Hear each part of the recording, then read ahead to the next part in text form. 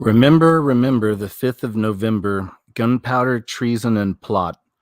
I see no reason why gunpowder treason should ever be forgot. Guy Fawkes, 'twas his intent to blow up the king and the parliament. 70 barrels of powder below poor old England to overthrow.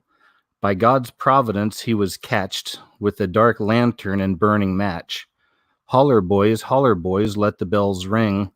Holler boys, God save the king.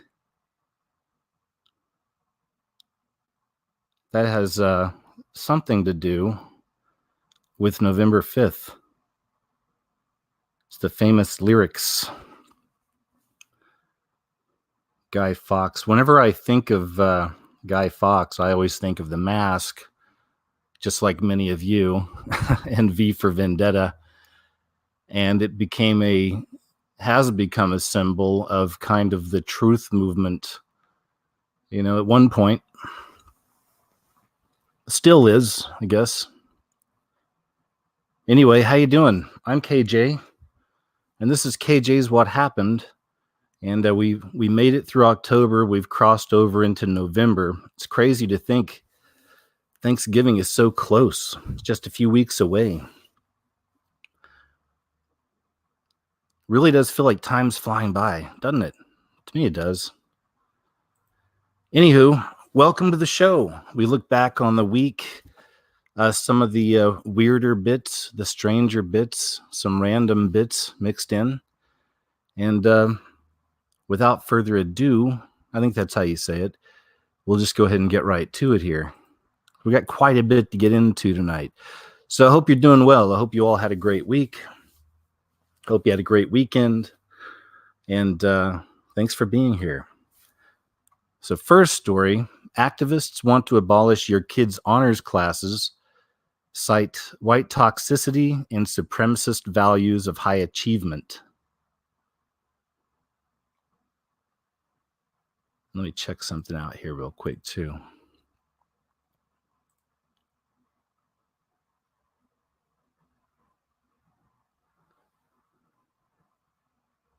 Thanks, guys. I'm just checking, just making sure my my audio is good and everything. Okay, cool. Looking good. School systems across the country are seeking to abolish honors classes and teach how math has been used to oppress people and let truant students into gifted schools. Advocates say the moves are aimed at diminishing an achievement gap between demographic groups. This really is idiocracy right here. In one county, a busing initiative led to a populist uprising and rare bipartisan unity. Parents spanning races and parties say they did not ask for the changes, but politicians are pushing them through anyway. In October, Seattle Public Schools unveiled a framework to inject math ethnic studies into all K through 12 math classes, teaching how math has been and continues to be used to oppress and marginalize people and communities of color. Students will be asked to identify the inherent inequities of the standardized testing system used to oppress and marginalize people and communities of color and explain how math dictates economic oppression.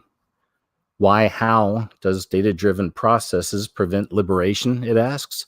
How important is it to be right? What is right? Says who? Reminds me of the old Budweiser commercials. Why ask why? Right? Why ask why? Just be dumb and just go with it, right?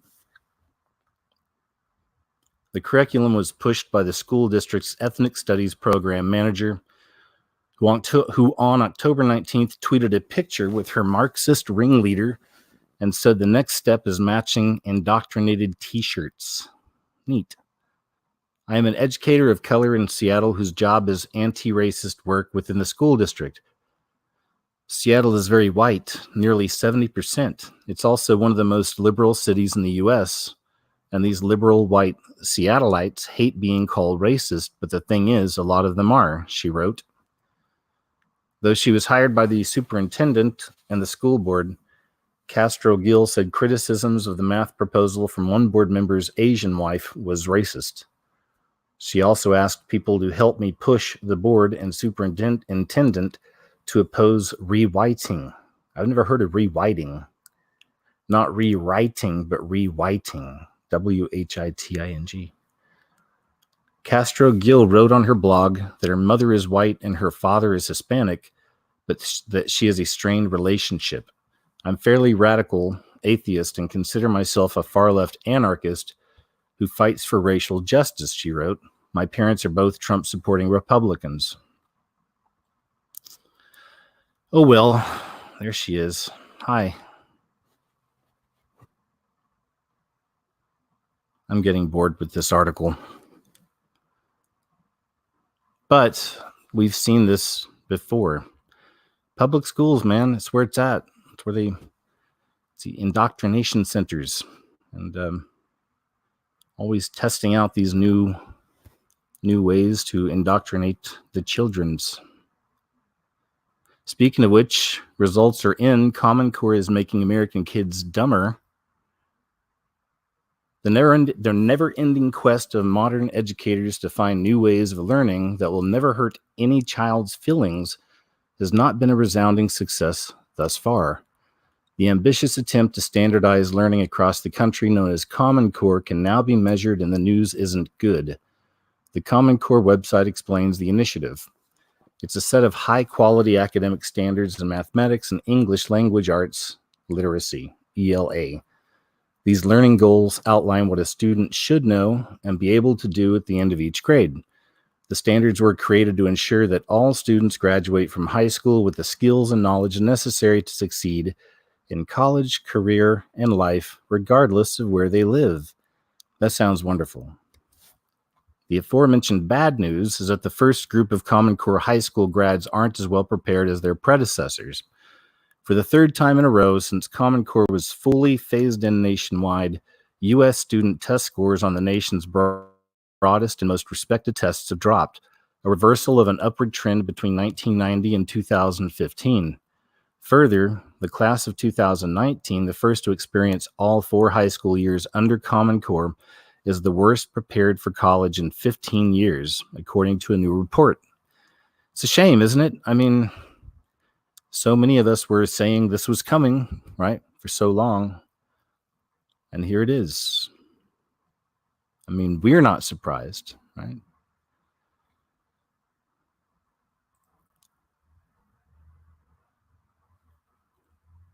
I thought this was pretty wild. Schools across Russia are told to teach pupils how to strip and assemble an AK to mark 100th birthday of Mikhail Kalashnikov. The Russian Military of Education published the guidelines that called for the nationwide school lessons. Russian General Kalashnikov was born on November 10, 1919, and is known for developing the AK assault rifle.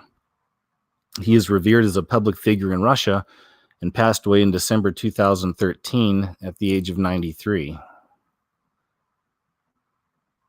A publication by the Education Ministry said the special lessons would take place on the anniversary date of November 10th and will teach students more about their country's history and culture. The guidelines included several different suggestions for how schools can engage in patriotism and foster cultural identity among the students on the anniversary date. Students were also recommended to read Kalashnikov's writings and interviews in humanities classes. Pupils in their final 2 years of school were recommended to study and have a discussion about an apparent letter that Kalashnikov wrote to the head of the Russian Orthodox Church before he died, expressing fears he was morally responsible for the people his weapon had killed.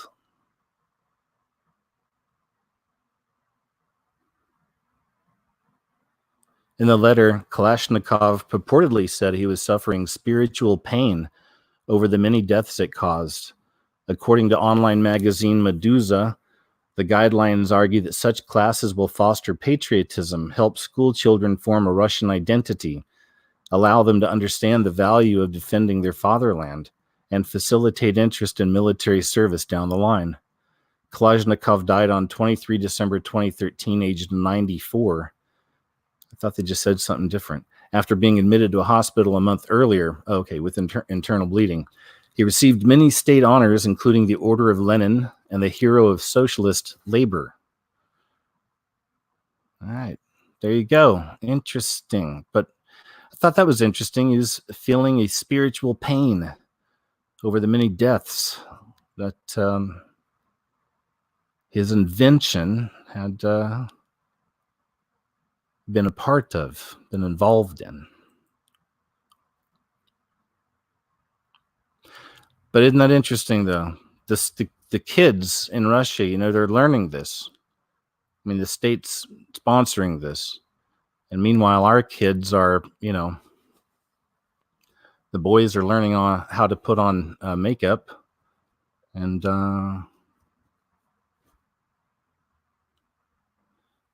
Michelle Obama on white flight. Y'all were running from us. I thought this was pretty wild.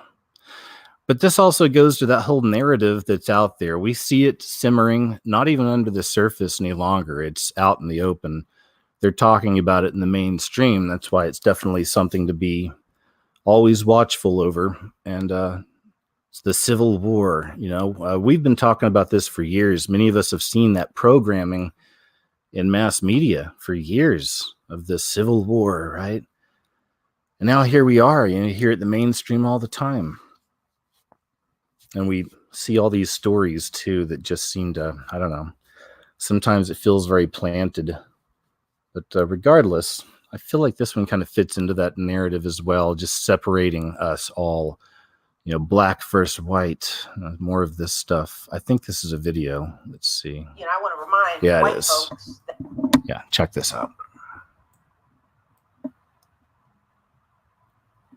I want to remind white folks that y'all were running from us, because this family, yeah. This family with all the values that you read about, you were running from us, and you're still running because we're no different than the immigrant families that are moving in, the families in Pilsen, the families that are coming from other places to try to do better.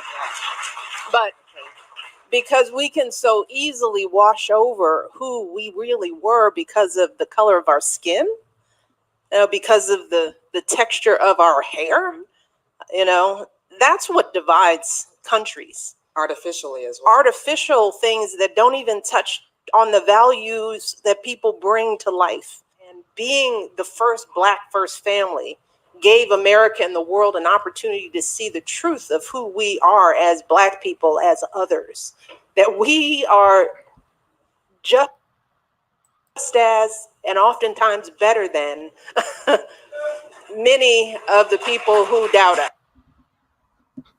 Oof. Am I right? Boom. Right in the stomach, white people. No, but really, the whole thing's kind of comical anyway, especially if you look into the idea of first the kids, Did Barack and Michelle really, come together and create those two children? Some of you are probably like, of course, duh, yeah, come on. God, this guy's a kook. I can't stand this guy. He's an idiot. He reaches a lot. He's always reaching. He's a reacher. KJ is. But I'm just saying, if you consider that, because, I know it shouldn't be new to you. Some of you it might be, but some people believe that Michelle's Michael. I mean, there's a whole thing there. There's a whole story there behind this. And there is a Michael. Because you start wondering, where are the pictures of Michelle, preggers, carrying? Where are the baby pictures with her? Just things like this, just questions. Just questions. I know it's crazy to think that something that big could have been pulled over so many people's eyes, right? But that just goes to show you the level of mind control and the level of deception that we're in. And that's just one thing. I mean, you guys know there's so many levels, right? There's so many other things out there that are just a wackadoodle to most, but to us, we find that some of this stuff is real or has some truth to it. So that's one. So anyway, there you go. Yeah, and then, look into this stuff. Most of you know about this. Most of you have seen the footage of Michelle, some questionable footage of, I'm just saying, I'm not trying to be lewd here, but I'm saying there's footage out there, dancing, going downstairs, she's doing these things. And I mean, you can't help but notice that there's a party going on down there, okay? You don't even really have to be looking. It's like very obvious, so. But hey, again, make up your own mind. I don't know. I don't know everything. I've got my theories. So this is I was kind of thinking about this connected to last week. We had a story that was talking about a record amount of CEOs are stepping down this year.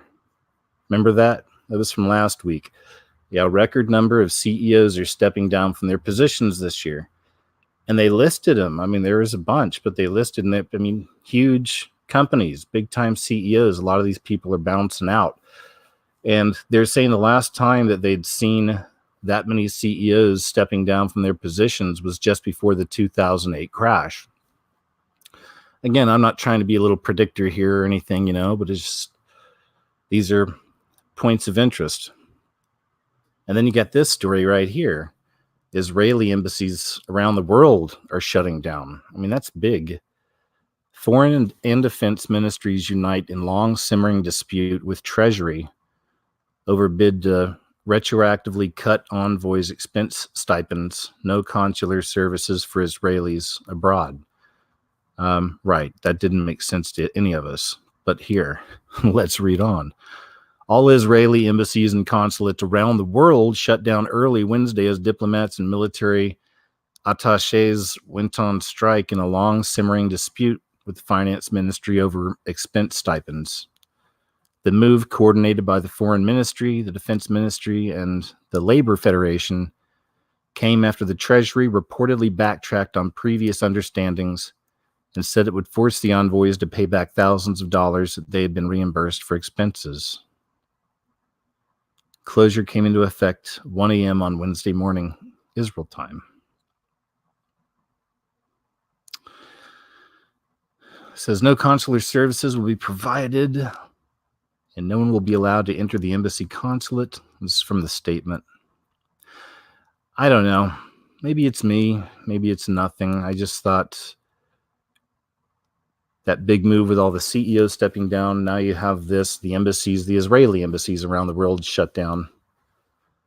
Who knows? I don't know. Is it something? Maybe it's nothing. I like to just this is the stuff I put over the side throughout the week because I'm looking through news and things that just kind of catch my attention. So I don't know.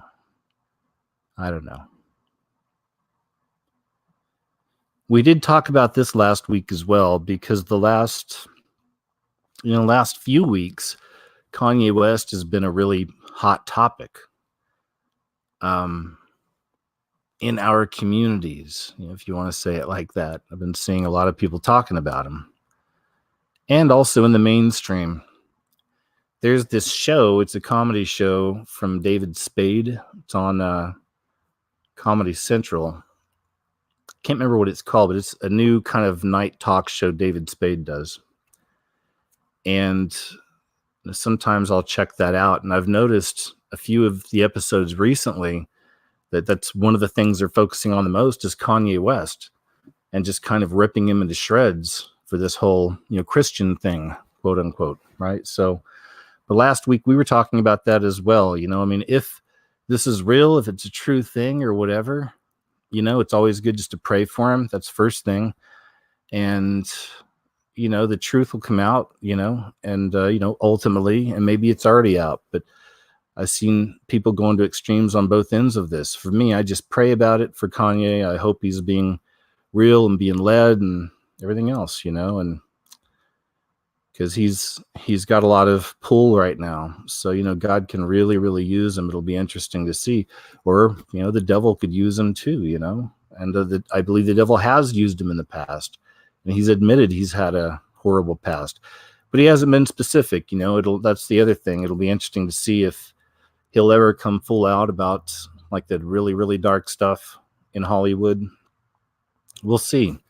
Maybe he can't because he has to fear for his own life, you know, things like that. He has children, you know. I mean, that's understandable, right? So I don't know. But anyway, here's another celeb coming out kind of saying the same thing. Patricia Heaton encourages Kanye West to maintain his faith despite ridicule. Actress Patricia Heaton says she hopes Kanye West stays strong in his faith despite inevitably being ridiculed for his faith. It's very hard, Heaton said in an interview with the Christian Post. I think when someone of his stature in the industry and someone who has his amount of fame makes that kind of proclamation, people then really watch and scrutinize everything he does to catch him falling down. Man, ain't that the truth, right? I hope that he's able to handle that because that's what's going to happen. Yeah, that's the worst. We see it here on YouTube, but among, you know, against channels and all this stuff as well. You just, you know, you're set to some incredible standard if people dare find out you have faith, right? That you believe in Jesus. You know, it's like, oh boy, all of a sudden, oh boy, you know, hey, I heard him say a dirty word one time. You know what that means? He's not good for the kids, you know.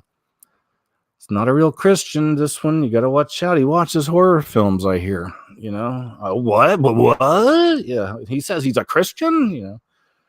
Not in my house, you know. So you just careful. But yeah, there's just people expect you now to be perfect. You know, suddenly you're Jesus. You know, and yeah, he's definitely going to be getting that. And like I say, we're already seeing it. At least I'm seeing it on that one particular show. The 61-year-old actress is a devout Catholic and has said she is praying for Kanye West. She has also often used her platform to talk about Jesus.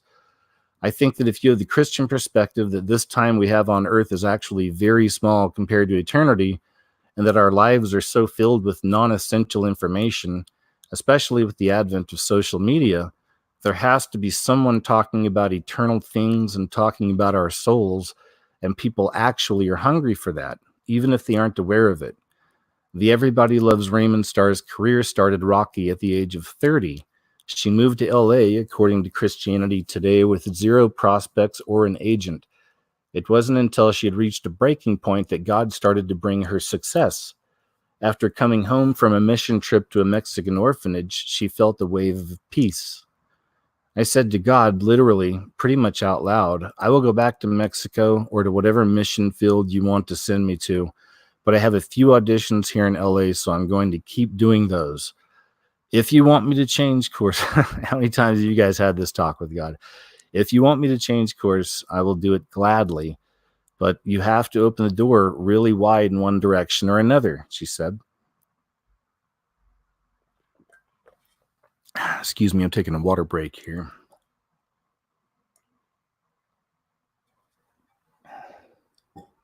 Thanks.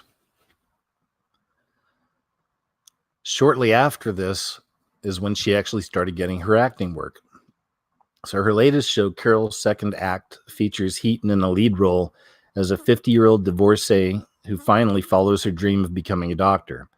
As long as you're breathing, there's purpose for you on this earth, she said. What I love about Carol's Second Act is that it's talking about people who are older in our society who have often been dismissed. But I think wisdom and experience in life is needed in this day and age. That you have older people who have this perspective of what lasts and what's important. And I think it's important for young people to have that in their society. I agree, Miss Heaton. That makes two of us.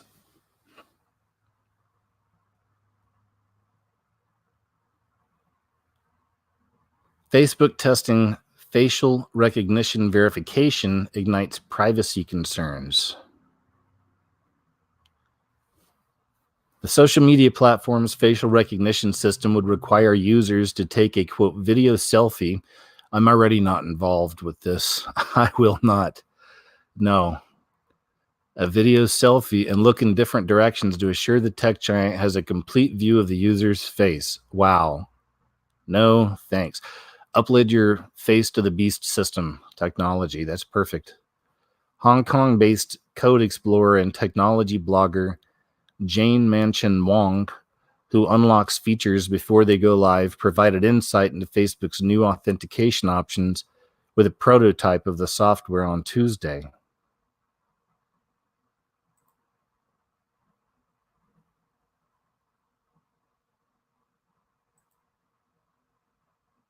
Oh, it's a GIF. Facebook's facial recognition-based identity verification asks me to look at several directions within the circle, Manchun tweeted. It explicitly states no one else will see the video selfie and will be deleted 30 days after the confirmation. While the new code, which can be used to remotely identify people by name without their knowledge or consent, may never be employed by Facebook, the prospects of the monopolistic tech giant obtaining more data from its users are raising concerns. Duh. I mean, think about all the times that these big companies are hacked and all your information is leaked. Well, that's the story. It was hacked and it was all leaked. The company's data mining practices are also under heightened scrutiny as it continues to face backlash over its past misuse of user privacy. Literally, they've lied about everything else, so how do we know this is true? One user lamented. Amid news of Facebook's development of a facial recognition system, while another user compared the company's invasive tactics to 1984. Facebook previously used facial recognition technology on photos for tagging recommendations, which ignited controversy over whether users' data had given consent from its users to employ the technology. In July, Facebook was slapped with a $5 billion fine over its privacy policies as part of a historic settlement with the FTC. They charged Facebook with invading users' privacy by misrepresenting how their photos were being used for facial recognition. According to the FTC, Facebook misled 60 million of its users by assuring them that the company would not subject them to face surveillance unless they chose to, quote, turn on the feature. But Facebook was scanning users' faces and photos, even when their facial recognition setting was turned off. Not cool. The FTC launched its probe into Facebook following reports indicating political consulting firm Cambridge Analytica accessed the data of 87 million Facebook users without authorization and violated its terms of agreement to notify users when their data is shared with third parties. In addition to the $5 billion fine, the FTC mandated Facebook to provide clear and conspicuous notice of its use of facial recognition technology and obtain affirmative express user consent prior to any use that materially exceeds its prior disclosures to users. Oof. I know. I don't totally get it either. I don't like it. That much I know. I'm not going to be a part of this. I can assure you of that.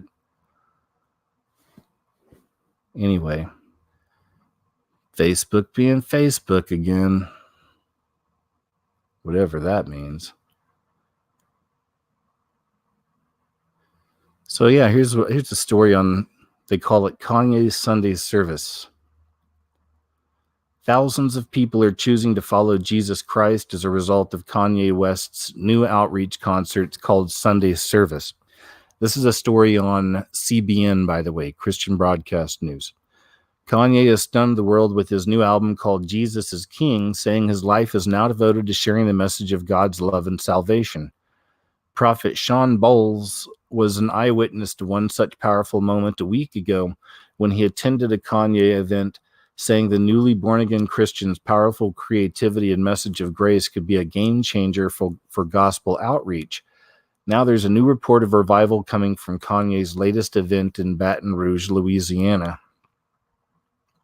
Corey Robertson, the wife of Willie Robertson of Duck Dynasty, shared this powerful photo of people raising their hands at the Kanye concert in her home state. Our family has been celebrating all week what God is doing in and through Kanye and the Sunday service choir. So when we heard he was going to be in Baton Rouge tonight, we jumped in the car. Straight up night of praise and worship with joy, humility, thankfulness, bold faith, and power. Jesus is King. His name was lifted high in this place. Yes, God, more of this, she writes.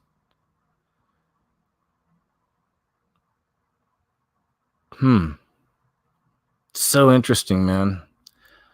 It is a revival, and it's just I pray about it because I want to be led to understand the full truth of what God's intention is with all this, and that's the way I try to see it. God, can I see it your way, please? I just want to know. I want to understand. And a lot of times, maybe it's not meant for us to understand certain things at certain times. I don't know. But this is one that's really interesting to watch. Could this be the great revival many people have been waiting for? Many people speak of an end times great revival. And, could this be it? Is it all perhaps just staged? And, we know this through the spirit that's behind it and within it. And again, I see people with some really extreme views on all this.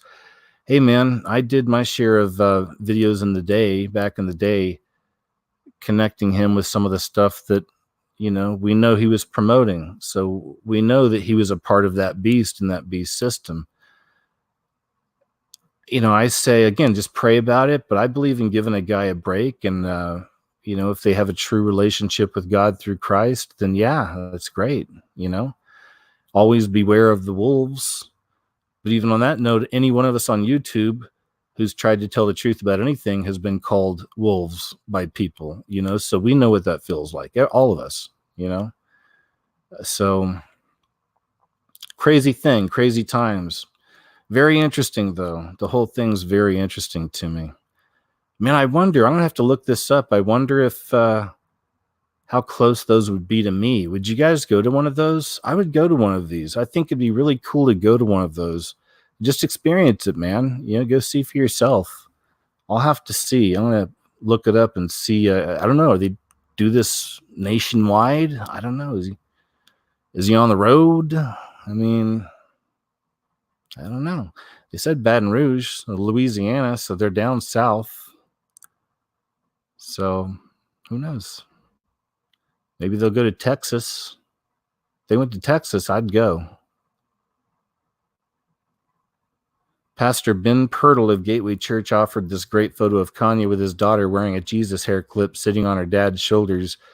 To me, this looks like happiness, a man who has a new identity, a selfish lifestyle turned around to bless others, a child who knows and is known by her father, a celebration of meaning and transformation that is contagious, darkness that has been overwhelmed by light.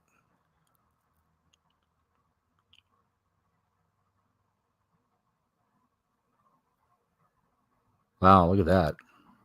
How's that for a picture, huh?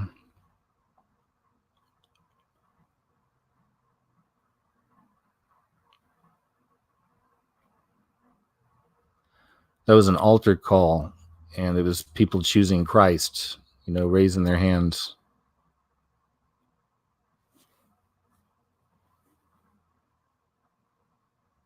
Pastor Jonathan Stockstill of Bethany Church hosted the Kanye service in Baton Rouge. Do you guys know anything about this Jonathan Stockstill or even Bethany Church? I don't know much about those. But he spoke out about critics who have attacked him for doing it. He pointed out the only people Jesus ever got mad at were the religious people who pointed fingers of blame. Love it. If you wonder, can a guy like Kanye West get saved? Can you get saved? Stockstill asked. Can you? Can I? If we can, then everybody can, and that's why he moves. It's to save everybody. That's good. Stockstill offered another post about the event, talking about how Kanye is pouring out his own finances to make these outreaches happen.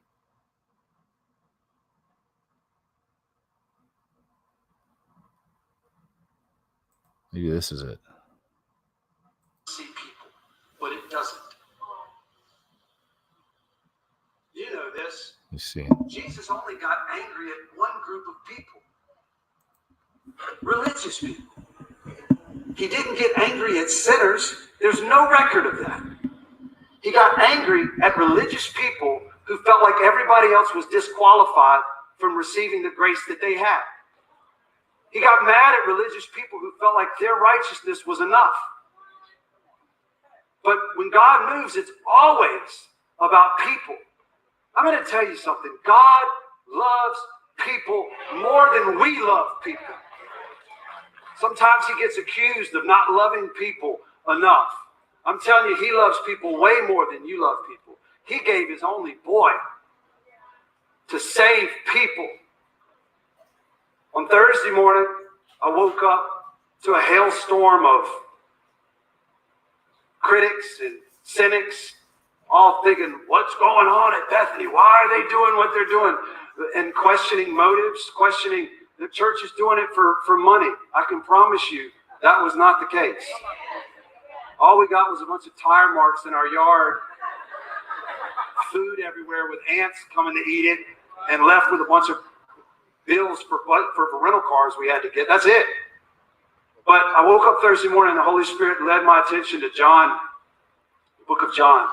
I opened it to John chapter 3, and it was Jesus with a person. It was a religious person. His name was Nicodemus. And Jesus sat there and had a conversation with a religious person because he loves religious people. He gets mad at them sometimes, but he loves them. And he was reasoning with Nicodemus.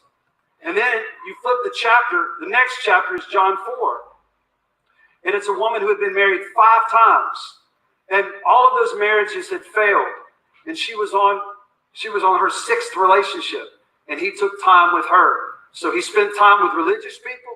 He spent time with failures.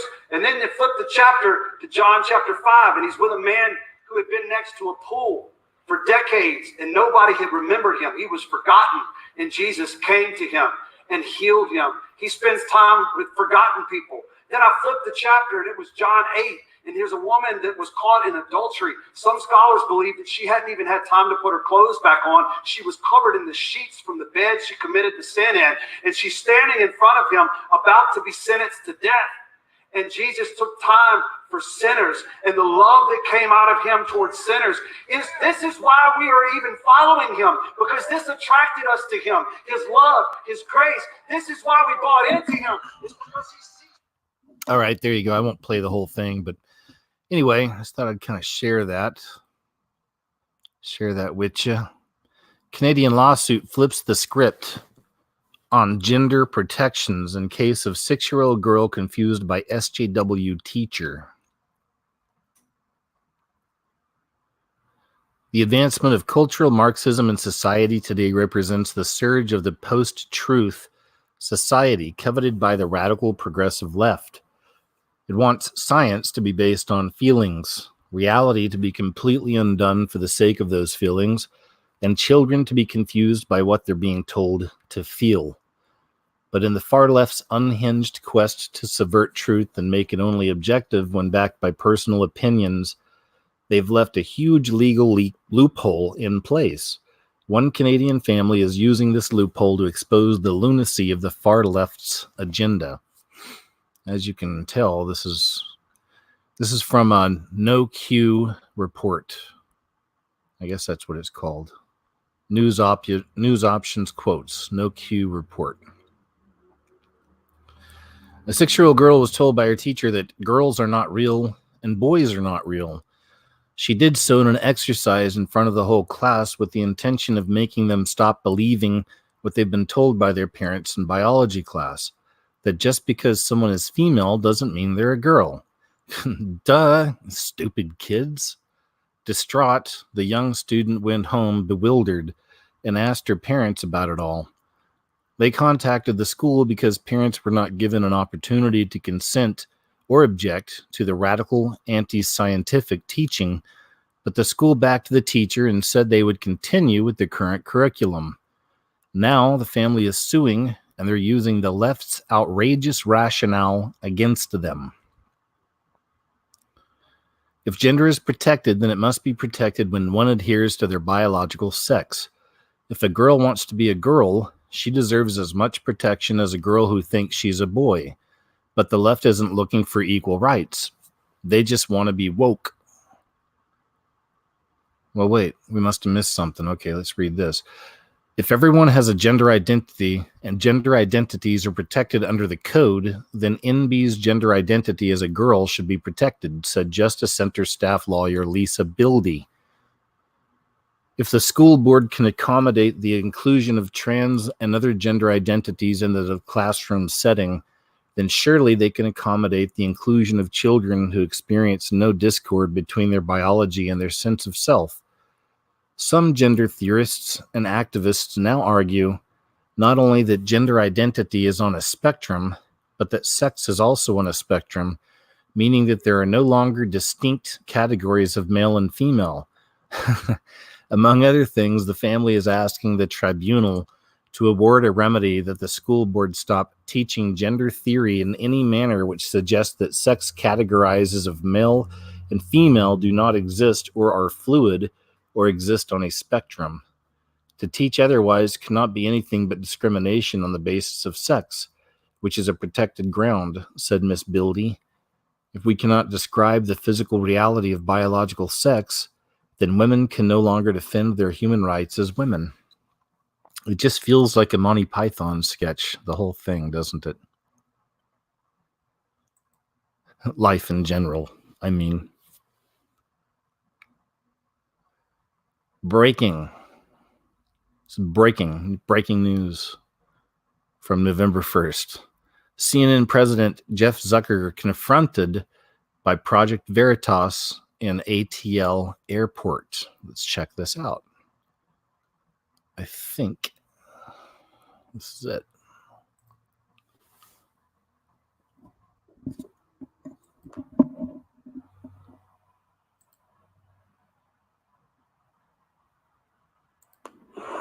Mr. Tucker, I'm a reporter with Project Veritas. Do you have any comment on the president's threat to sue CNN as a result of the Project Veritas expose last couple weeks? Do you have any comment at all? We're moving towards impeachment. Let's just stay very focused on impeachment. What about allegations from Steve Brust from employees at your network, sir? Yeah, he already been accused of things prior. Okay, what's his name? Steve Gross. These are employees at your organization, sir, saying that you have a personal vendetta against Donald Trump. Has a personal vendetta against Trump? Now would be the time to comment. We've reached out to your PR people. Nobody said a word. Do you know who the higher-ups were that were protecting Steve Brust? Who are the higher-ups, sir? He's protected by certain people What do you mean? that value him or like him. Okay, like who? Like other higher-ups there. Who are the higher-ups that protected Steve Brust? Who are the higher-ups, Mr. Zucker? Be a catalyst for change. Wear a camera.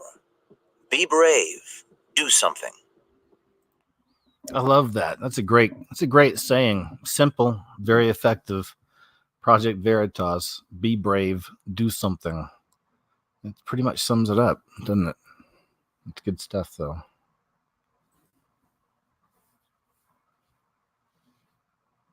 Oh, okay. Well, actually, here's another Veritas.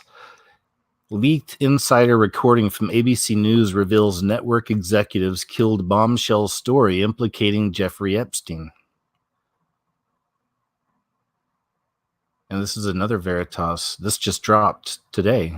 So, let me see. I think this is it. Yeah. Check this out. This is great. Gotta love Project Veritas, man. If you guys don't know who they are, not familiar, infamous. They're wonderful. I believe they're very real. They do some real amazing work. They get out there and with the cameras and they expose all kinds of stuff. So look into Project Veritas. They've busted all kinds, like big tech, you name it. PP, Planned Parenthood, another one. Let's watch some of this. It should be interesting. I've had the story for 3 years. I've had this interview with Virginia Roberts. We would not put it on the air. First of all, I was told, who's Jeffrey Epstein? No one knows who that is. This is a stupid story. Then the palace found out that we had her whole allegations about Prince Andrew and threatened us a million different ways. We were so afraid we wouldn't be able to interview Kate and Will that also quashed the story. And then Alan Dershowitz was also implicated in it because of the planes. She told me everything. She had pictures. She had everything. She was in hiding for 12 years. We convinced her to come out. We convinced her to talk to us. It was unbelievable what we had. Clinton, we had everything. I tried for 3 years to get it on, to no avail, and now it's all coming out, and it's like these new revelations, and I freaking had all of it. I'm so pissed right now. Like every day I get more and more pissed because I'm just like, oh my God, what we had was unreal. Other women backing it up. Hey, yep. Brad Edwards, the attorney, 3 years ago saying there will come a day when we will realize Jeffrey Epstein was the most prolific pedophile this country has ever known. I had it all 3 years ago.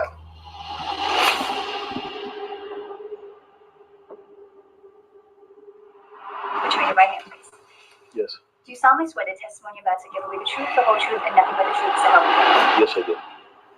First of all, I was told, who's Jeffrey Epstein? No one knows who that is. It was unbelievable what we had. Clinton, we had everything. Then the palace found out that we had her whole allegations about Prince Andrew and threatened us a million different ways. I've had the story for 3 years. I've had this interview with Virginia Roberts. We would not put it on the air. That's tape leaked to us by our latest network insider. This brave insider works at ABC News. ABC News anchorwoman Amy Robach is talking to her producer on a hot mic. She says she had the Jeffrey Epstein story 3 years ago, and her bosses at ABC News spiked it. And then Alan Dershowitz was also implicated in it because of the planes. She told me everything. She had pictures. She had everything. She was in hiding for 12 years. We convinced her to come out. We convinced her to talk to us. It was unbelievable what we had. Clinton, we had everything. I tried for 3 years to get it on, to no avail, and now it's all coming out, and it's like these new revelations, and I freaking had all of it. I'm so pissed right now. Like every day I get more and more pissed because I'm just like, oh my God, what we had was unreal. Our insider told us this tape was recorded earlier this year in late August, a day or so after this NPR report came out sharply criticizing ABC News for not broadcasting the Robach-Giuffre interview years ago. ABC has episodically covered the scandal, yet the interview was never broadcast, and Giuffre says she was never told why. Other women backing it up. Hey, yep. Brad Edwards, the attorney, 3 years ago saying there will come a day when we will realize Jeffrey Epstein was the most prolific pedophile this country has ever known. I had it all 3 years ago. But the creepy thing is that we would make access to all of these high-profile people. Well, then I got a little concerned about why I couldn't get on. On the leaked insider tape, Amy Robach says she had the Jeffrey Epstein story 3 years prior, but her exclusive interview was shelved. Robach says in the leaked tape there was a lot of pressure from Buckingham Palace. According to NPR, the famed lawyer Alan Dershowitz also pressured the network to kill the story. Shortly before the interview was due to air, Harvard emeritus law professor Alan Dershowitz called the network. He was also one of Epstein's lead defense attorneys. We wonder if the story was killed to protect the rich and powerful. It seems few were worried about protecting the women who may have been Jeffrey Epstein's victims. Remember, Epstein was still a free man 3 years ago. And just to be clear, the interview has still not aired. What is ABC News waiting for, or who are they still protecting? She told me everything. She had pictures. She had everything. She was in hiding for 12 years. We convinced her to come out. We convinced her to talk to us. It was unbelievable what we had. Clinton, we had everything. Robach also has no doubt about what happened to Epstein when he finally was arrested and jailed. So do I think he was killed? 100%. Yes, I do. Because he made his whole living blackmailing people.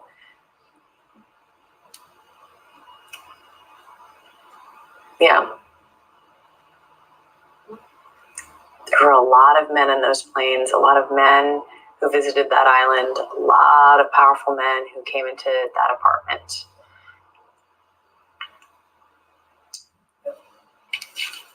When I heard he was found dead, was Giselle someone?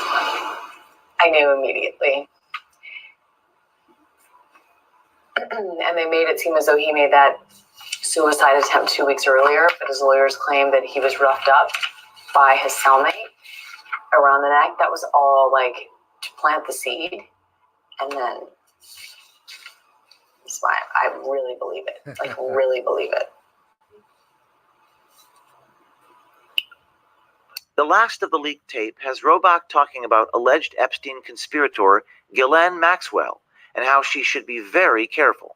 He's got to have left evidence, like, in the unexplained. Well, Ghislaine Maxwell, who I had all sorts of stuff on her too. I love it. I'm like, it's so funny to hear everyone say her name now, because I'm like, oh my God, like, I had all this, and everyone's like, who's that? Who cares? I kept getting that. Who cares?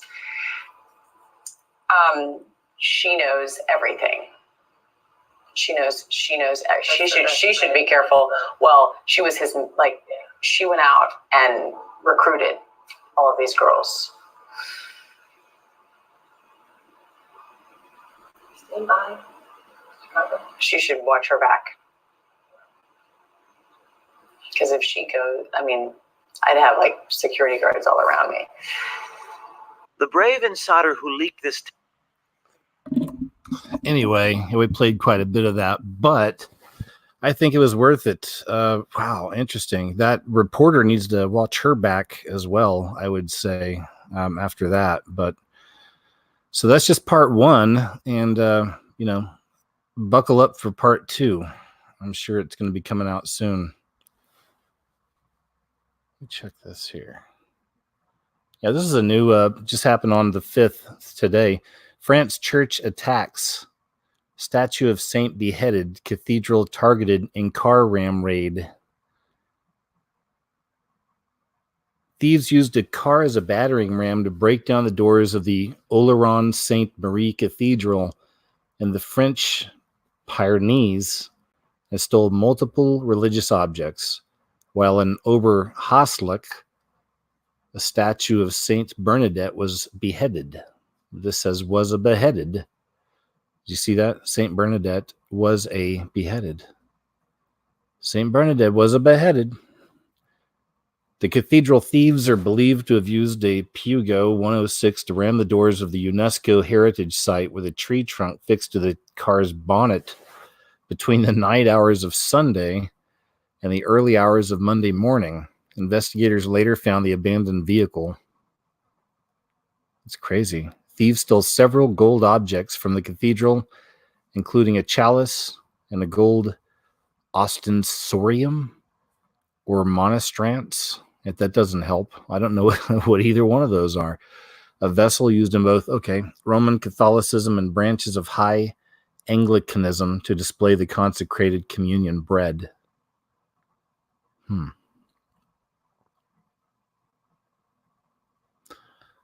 Macron's France, average of 3 church attacks per day. Wow. I did a video not long ago. It was a compilation, about how they're attacking the churches now. And I just showed examples from 2019 alone. But wow, there's tons. And seems like it's not slowing down. The Antichrist spirit.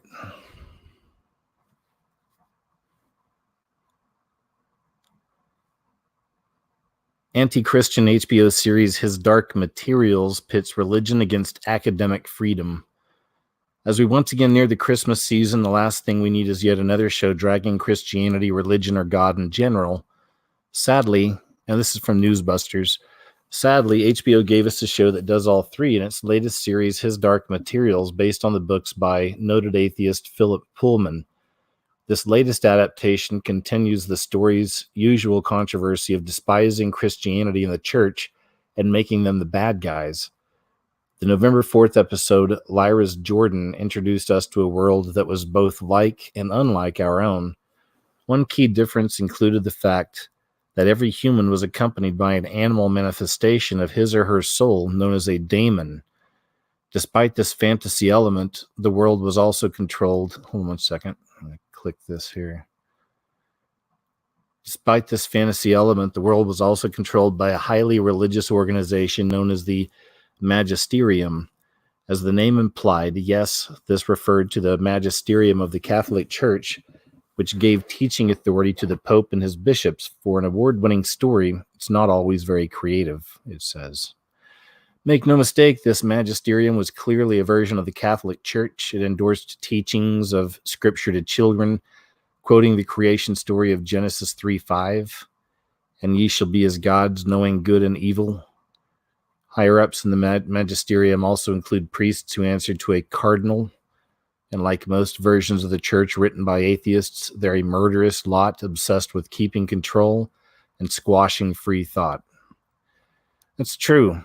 An atheist wrote the graphic novel Preacher, and I watched some of that series. Same thing. Just, that sort of free thought came in the form of Lord Asriel, an explorer who openly questioned the authority of the magisterium. In a previous research expedition, he attempted to discover the results of an experiment conducted by his fellow explorer, Grum. Okay, I don't want to get into the whole story of it. Anyway, we get it. We understand. We get it.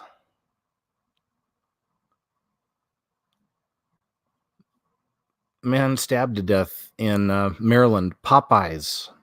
A Popeyes restaurant. I don't think they have Popeyes anywhere but America. Maybe I'm wrong.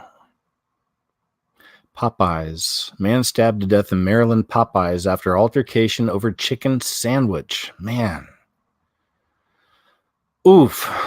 These are always painful, but I think they're important. It's important to see. This whole person's life, these people's lives changed. Tons of people's lives just changed over this chicken sandwich. Tonight we begin with breaking news. The nationwide social media frenzy over a chicken sandwich has ended with murder in a Maryland community. The deadly stabbing happened tonight inside of Popeyes in Prince George's County. We want to go right to Evan Lambert. He is live in Oxon Hill, Maryland, with the up-to-the-minute details. Evan, this is unbelievable. Popeyes on Livingston Road is typically... It really is, Angie. And we know, according to police, this all happened around 7 o'clock when people were in line for that wildly popular chicken sandwich. I'm going to step out of the way so you can see what is happening here. And now it is still a very active scene. You have investigators going in and out of that Popeyes. You can see crews in there cleaning as well. We just saw one of the crime scene technicians appearing to dust for fingerprints, or particularly focusing on that door to the Popeyes. We want to show you some video that we took just moments ago. But again, police saying this happened around 7 o'clock when people were in line for the chicken sandwich.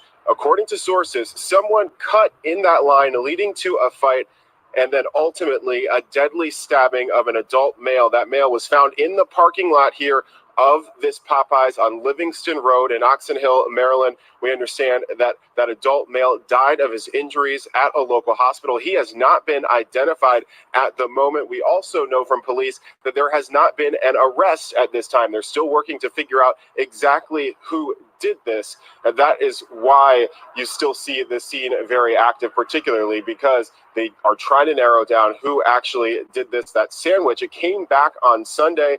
And I talked to somebody a little bit earlier who was at the same location for lunch, and that person was telling me that they waited for about 45 minutes for the sandwich and things appeared to be calm. But obviously, according to police, things got out of hand here at the Popeyes when people were waiting for this chicken sandwich, leading to a deadly stabbing. I mean, what can you say about that? What can you say about that? I mean, that's just such a curse all around. Not only is it an obvious curse because there's people that loved these people involved in this. The guy that did the crime and the guy that died, of course, they both suffer, but then everybody associated with them, anybody in those people's lives that love them, they're affected. And then the people that love those people, they're affected. And then on it goes. It's a ripple effect. So all these people are being hurt and affected by this. All for what? Pride, right? Really, it's pride. I mean, the chicken sandwich was the trigger, unfortunately. But then it was pride stepped in, and then rage, right?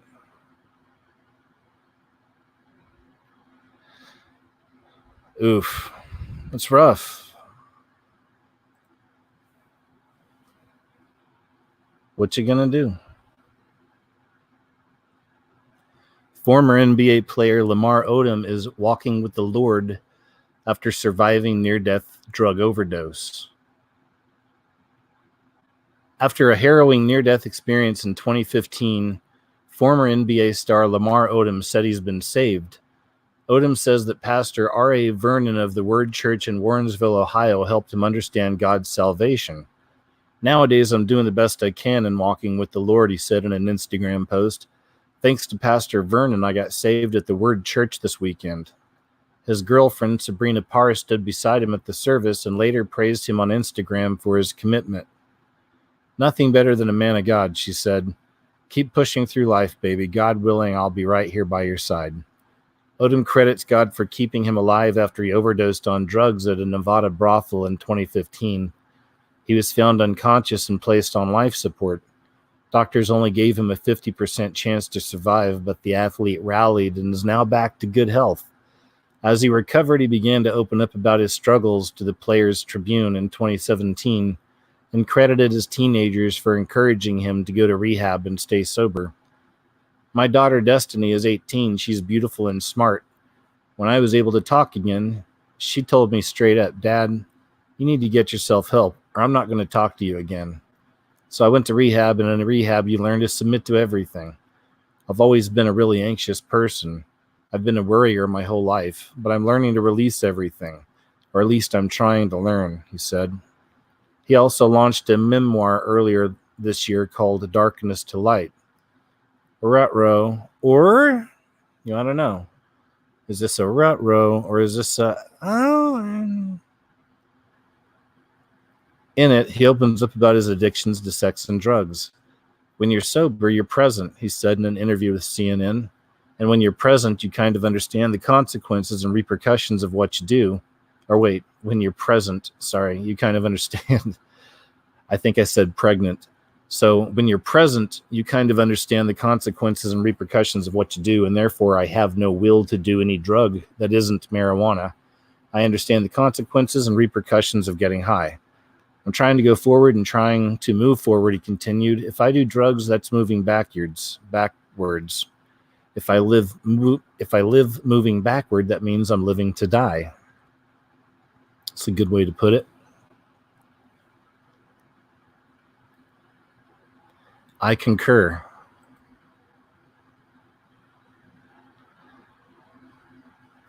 We saw this story about this a few days back, or I guess it was last show.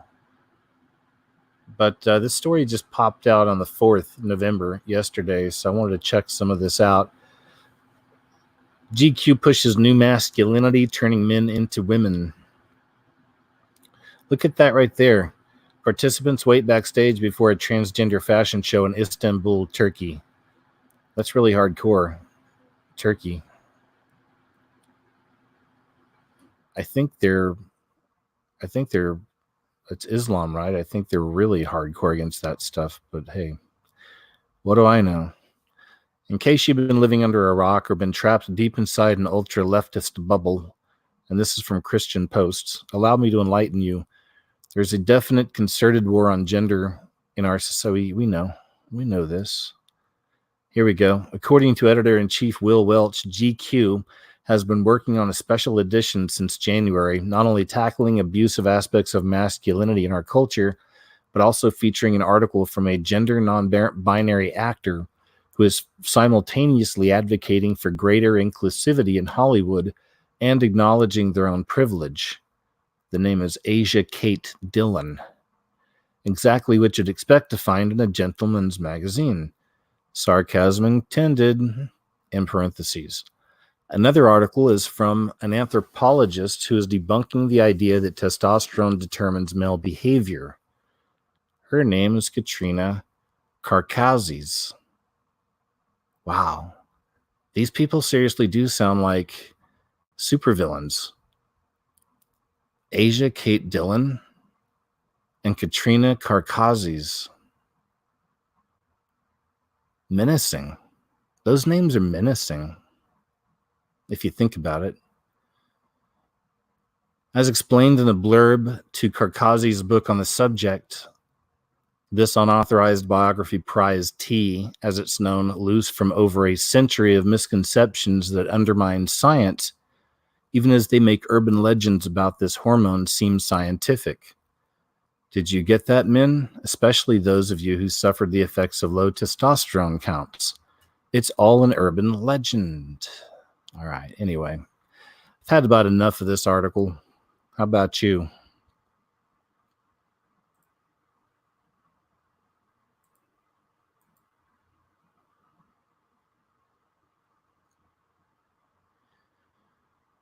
Women proudly show off their mustaches while encouraging others to grow theirs out in a bold new razor ad that challenges stereotypes surrounding female body hair. A razor company has released a new campaign that celebrates the female mustache. Trendy female-focused brand Billy has made its mark in the razor industry by releasing barrier-breaking ads that actually promote female body hair, and now the company has set its sights on women's mustaches. For us, oh man. How many of you women are going to do this? Grow it out, grow it out, grow it out, right? Grow it out. For women. You're going to do it for women, though. Grow it out. Grow it out. Come on, man. Are you with me? Grow it out. Get them fists up high. For us, women's mustaches were important to talk about. We all have them in some shape or form, but no one talks about them, except when it's time to discreetly remove them. That's Billy co-founder Georgina Cooley told dailymail.com.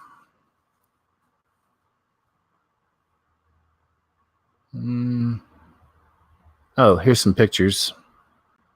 Okay, I think we can make these pictures bigger. Yeah, there we go.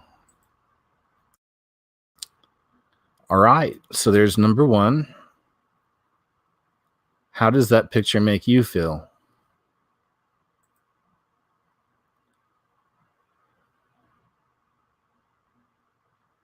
How does this picture make you feel? Be honest. Aw, that is seriously the cutest little comb. Eek! I just looked over to the side. I mean, don't let me sway your vote or your opinion. How does this make you feel?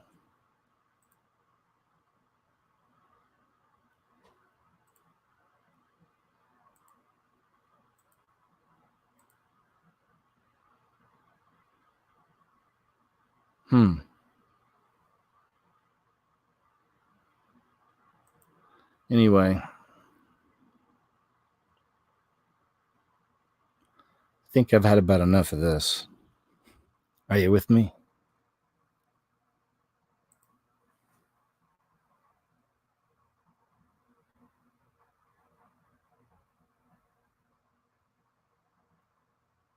All right, let's see. This is crazy. This is really going to be crazy if somehow they wind up putting Hillary Clinton in as their pick.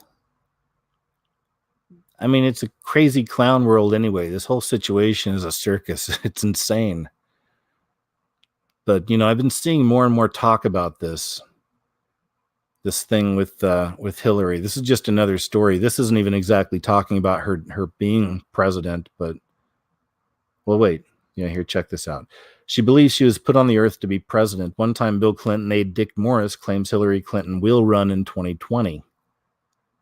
And this is from 28 October. So this is from about a week ago.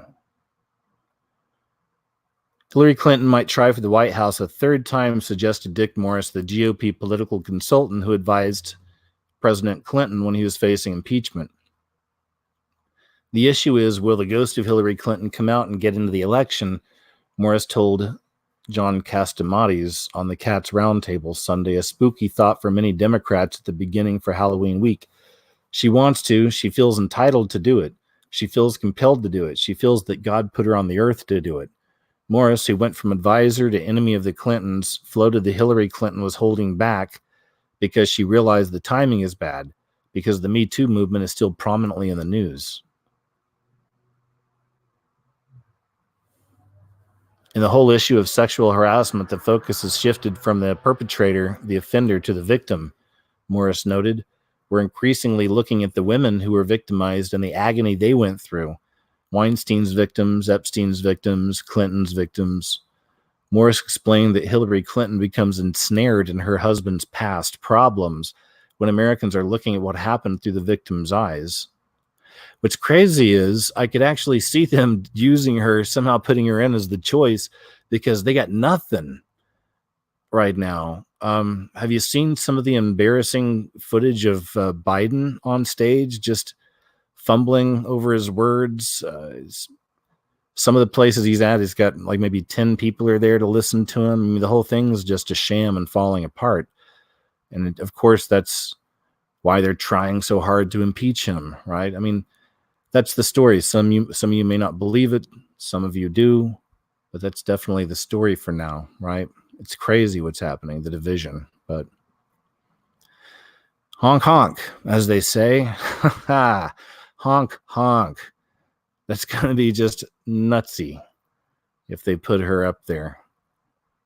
But I wouldn't be surprised. Like I said, what else do they got? Who else do they got? It's crazy. Jesus wasn't a fan of rich people. Donald Trump upsets West Wing Christians by hiring spiritual advisor who preaches prosperity gospel and called his political enemies a demonic network after planning to build megachurch with him.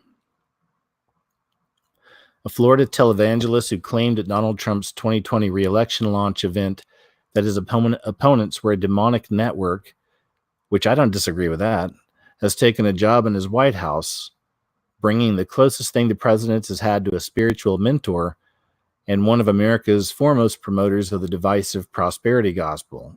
I do disagree with that, big time. Under his roof. Paula White's new credentials don't sit well with some in the West Wing. Daily Mail spoke to 7 self-described born-again Christians who are longtime aides, including 2 in senior positions. They described the decision in terms ranging from troubling to mind-blowing. Again, I don't know how real some of these articles are, but, still, it's an interesting story for now. I do know that she's, some of this stuff's real. I know Paula White and him really are friends. They do go back many years. You can find footage of that. Anyway, prosperity gospel is an evangelical niche, teaching that promotes donations to religious causes as a route to material wealth and physical health. Its preachers are polarizing figures in modern Christianity, but White's status near the top of their ranks didn't deter Trump from inviting her to deliver the invocation at his 2017 inauguration. Speaking to the Washington Examiner on Friday about her forthcoming autobiography, Something Greater, White said she and Trump made plans in 2006 to build a megachurch together. He wanted to build a house of God, she said Friday. He said, let's do this. Let's build this before we're too old.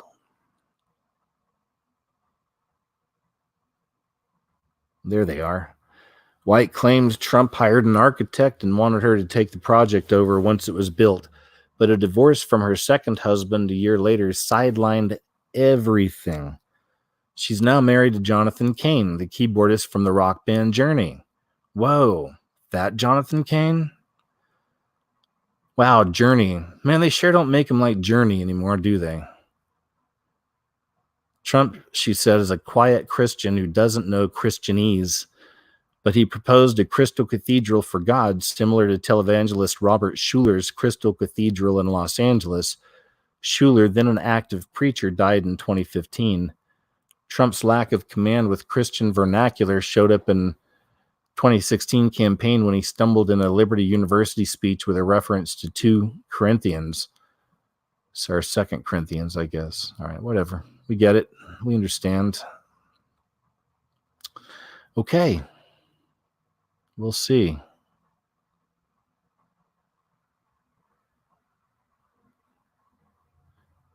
I hear it says, Jesus was poor. Jesus died poor. Jesus wasn't a fan of rich people, said a second White House official, a self-described Presbyterian like the president. Every time you read about rich people in the gospel, Jesus is citing them as examples of what not to do.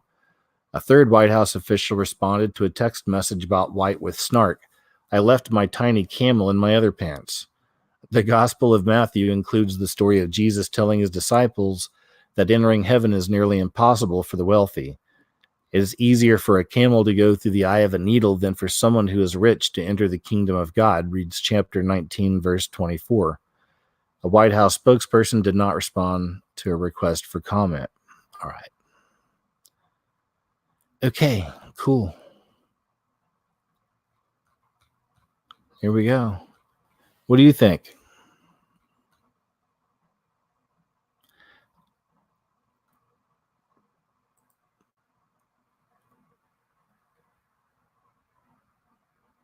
There's always going to be something. I was just thinking back to Obama's Reverend White. Remember that guy? Like a bunch of his anti-white rants, things like this. It's like, whoa, hoo. You know, I don't like that coming from any side or any color. You know, it's a hateful spirit, no matter who has it. I don't know.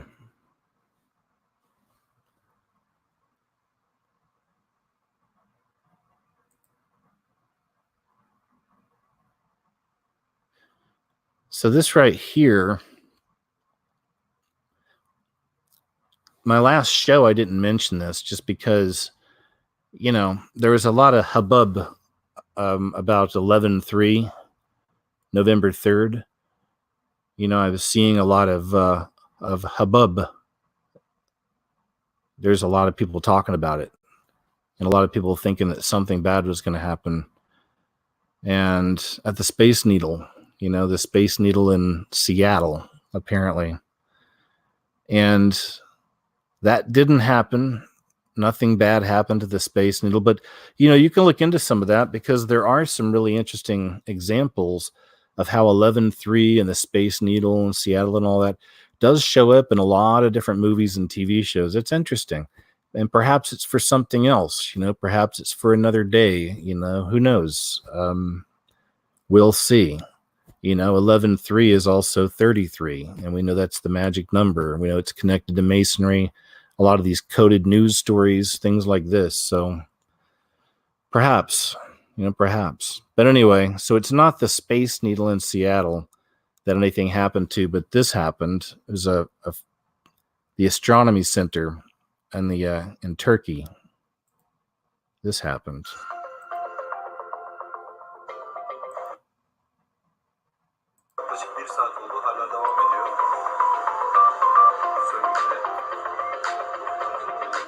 And it looks kind of like the Space Needle, right?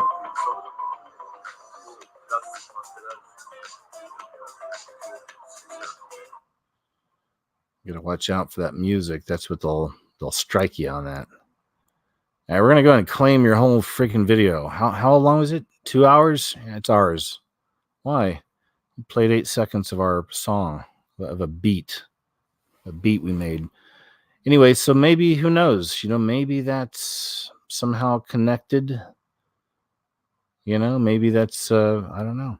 Did all the people manifest this? Everyone focusing on the symbol of the Space Needle and destruction or something for so long, and manifest something like this globally that didn't happen at the actual place, but somewhere similar. I know that's a pretty crazy idea, but, you know, perhaps. Maybe it's a ritual. Maybe this is some kind of a signal. And maybe it'll be the next 11/3 or maybe something else. Who knows? I don't know. Maybe it's not connected at all, but who knows? Just throwing that out there. Kyrie Irving He's a basketball superstar, they say. Now he's got this going on. Third eye vision. Kyrie questions everything. He even questions himself. This curiosity drives him to experiment on court and make impossible plays. It also led Kyrie to discover the concept of third eye vision, a meditative state that could help you reach your full potential. Whatever. It's connecting to the God within you, right? Becoming your own God. This is what they teach them in the lodge. Third eye vision represents the truth, the power that is internal that you share with the world, Kyrie says. It's been able to not only question yourself, but question the norm. It's okay to wonder about what this world entails for you.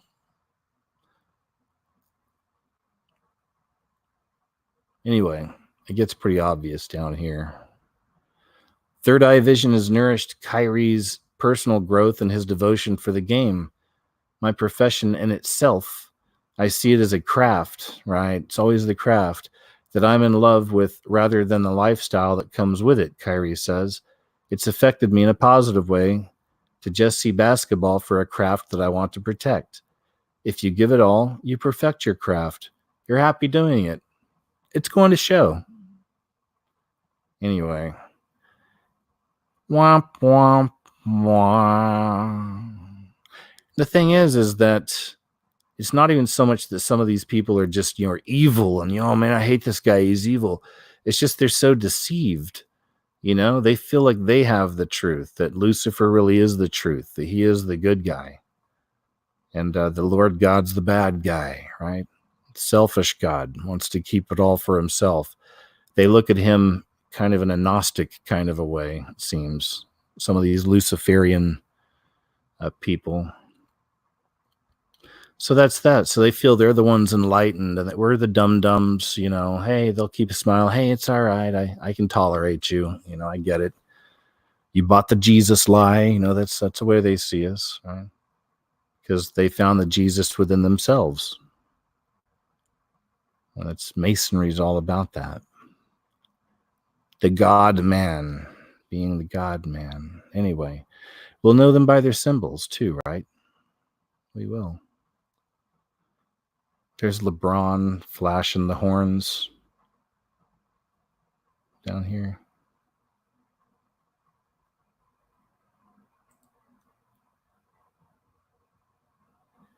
Tutankhamun's cursed trumpet that brings war every time it's played is in the UK. I don't know what I just accepted, but I guess we'll see. We've all heard the warnings against disturbing treasure of the pharaohs, but while many of the myths and legends surrounding the tombs of ancient Egyptian rulers have been dismissed as simple coincidences, there's one that's a bit more troubling. A pair of trumpets, one made of silver and the other bronze, were among the treasures buried with the boy king Tutankhamun. They have just arrived in the UK as part of the Treasures of the Golden Pharaoh exhibition of treasures from Tutankhamun's tomb at the Saatchi Gallery. But visitors have been warned to try to not blow into them. Hala Hassan, curator of the Tutankhamun collection at the Egyptian Museum, has said that the bronze trumpet has, quote, magical powers, and that, quote, whenever someone blows into it, a war occurs. The trumpets have been very rarely played since Howard Carter opened Tutankhamun's tomb in 1922. Silent for over 3,000 years, the instruments were played before a live radio audience of up to 150 million through a worldwide BBC broadcast in 1939. An unexpected power failure blacked out lights across Cairo, and the concert had to take place by candlelight. Rex Keating, who presented the BBC broadcast, said that during rehearsals, the silver trumpet cracked, and Alfred Lucas, a member of Carter's team who had restored the finds, was so distressed he needed to go to the hospital. Later that year, the world erupted in the bloodiest war in history. The trumpets have only been played twice since. Once before the Arab-Israeli War of 1967, and then again immediately before the 1991 Gulf War broke out. A week before the revolution, during a documenting and photographing process, One of the museum's staff had blown into it a week after revolution broke out, according to Aram, Egypt's leading newspaper. The same thing happened before the 1967 war and prior to the 1991 Gulf War, when a student was doing a comprehensive research on Tutankhamun's collection. The bronze trumpet was stolen from the Cairo Museum during a riot in 2011, but was mysteriously returned to the museum a few months later. The instruments are, experts say, too fragile to ever be played again. That's good. It's very tempting to want to hear what these instruments would have sounded like, but it's just too dangerous, says Oxford Egyptologist Margaret Maitland. Guys, on that note, give me a moment. I'm going to take a short break, okay? I'll be back about 2 minutes. We just going about an hour and a half, I just realized. So give me 1 second. I'll be back, okay? Thank you.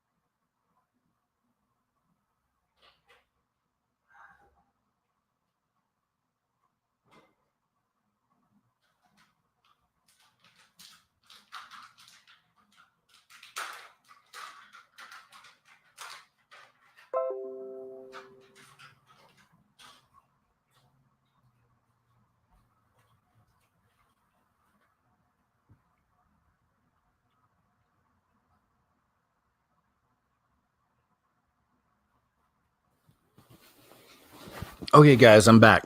Thanks for waiting. Anyway,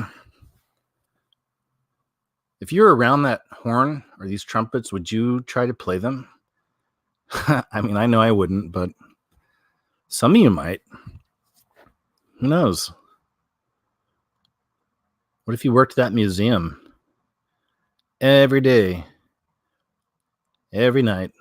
You had to walk by these things. And most of the time, you're walking by them and you're all alone. No one else can see you. There's no cameras. Nothing. But you just walk by every day, every night.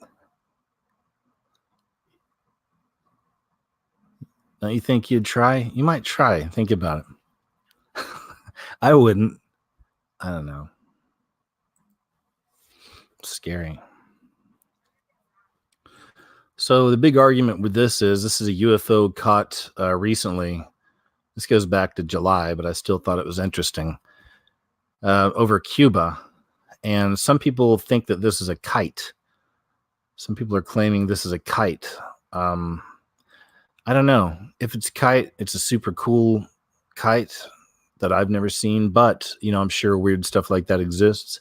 Maybe a drone. I'm keeping my options open. But you decide for yourself. This is some pretty interesting stuff here, I think. Interesting footage. Esto es como un extraterrestre, algo así.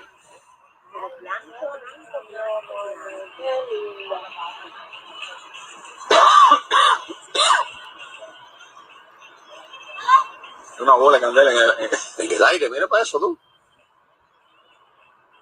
Mira aquello, mira, menos que está mirando. Oye, pero como tiene distinto.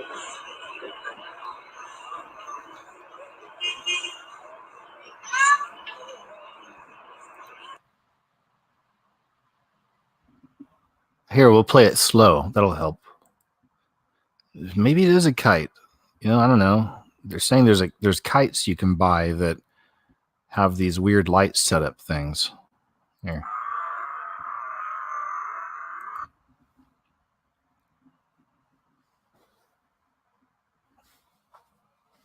I don't know.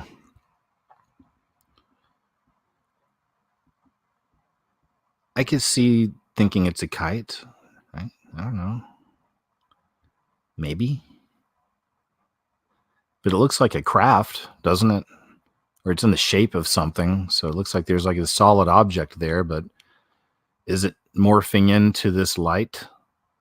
Is it one of those shape-shifting light entities, demonic entities? Or is it some kind of, like I said, like a kite? A kite with some kind of light setup thing on it or something. So that seems to be what most people in the comments I saw believe this is. I don't know. Anyway, on to the next. Oh, okay. Yeah, this is very unfortunate. We every week I show you, it's a compilation, right, of all the things that catch my attention throughout the week. A lot of things I capture, I put to the side for videos I'm working on, things like that. But throughout the years doing this, I pick up on a lot of trends. We'll find trends that are here for quite a while and then go away and then come back. Some that never come back. Some that are here for a bit, gone, here, gone, always back and forth. Here's another one I've been noticing lately, because we had a story on this last week as well. But it's, I think it's important to show this stuff. And again, don't be getting triggered. I don't want this to make this a big a racial argument or issue, because I think I'm fair. I show things that catch my attention. And I've shown things where Black people, Hispanic people, all kinds of people aren't shown in the best light. They're committing crimes and doing things. So I try not to see it through that. It's just whatever's going on throughout the week captures my attention. So this is another one.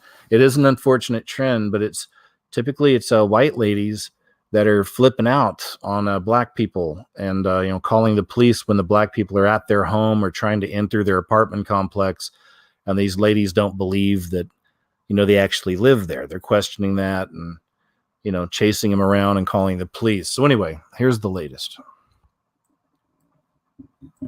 I live out here. Who are you following me this morning, telling me that I'm in the wrong for getting a workout at my home? So who are you? Gonna get up in my face? Okay, who are you? Why are you asking me a million questions? You didn't get my name. Okay, let's go and see about this. This morning, this lady decides to follow me from the park while I'm getting my workout in and telling me that I'm not where I'm supposed to be and worry about who the hell I am. I know she lives out here. I've only seen her a couple times. May I have your name, ma'am? No, what's your name? No, you don't worry about my name. I've been out here almost 10 years, and I can guarantee you we were... My house. I don't care getting a freaking workout in. Are you serious, lady? Yes, I live here. Do you live here? That's the question. Okay, so again, I don't care about all that stuff. We have cameras everywhere around here. This is my neighbor. This is my neighbor. This is my neighbor. And this is my neighbor. So who the freak are you? Who the freak are you? That's the question. Don't worry about that. Don't worry about that. This lady here is harassing me, y'all. I will be calling 911. We are right here at Royalty Road, 5700 and Royalty Court. I don't know who this lady is, but she got the right one this morning. So anything else you want to say to incriminate yourself? Anything else you want to say? Okay, no, you're not protecting your neighborhood. I don't care if you were armed. I don't care if you were armed. Okay? So, well, the thing about it is, I don't appreciate it. I just lost a child in May of this year, and I'm going through a freaking lot right now. So if I want to decide to take an early morning ride and a workout in my freaking neighborhood, I don't appreciate this. I've seen this on the news. Now to be experiencing it live, are you fucking kidding me? And who the fuck are you is what I'm asking. Don't fucking play with me this morning. I promise you I'm not the one. I promise you I'm not the one. I'm not going to tell you anything because I don't have to. I've been living out here almost 10 years. I've never been harassed. Do you remember the little white dog named Casey that lived out here? She's gone now. That was my dog. Okay? Do you remember when the police was all out here this summer and about 100 cars? That was here from my son who's deceased now. Okay, because I don't appreciate this early this morning with me trying to get some stress off my chest and then you're harassing me in my own freaking neighborhood. Are you serious? No. Get the freak out my face. That's what you're going to do.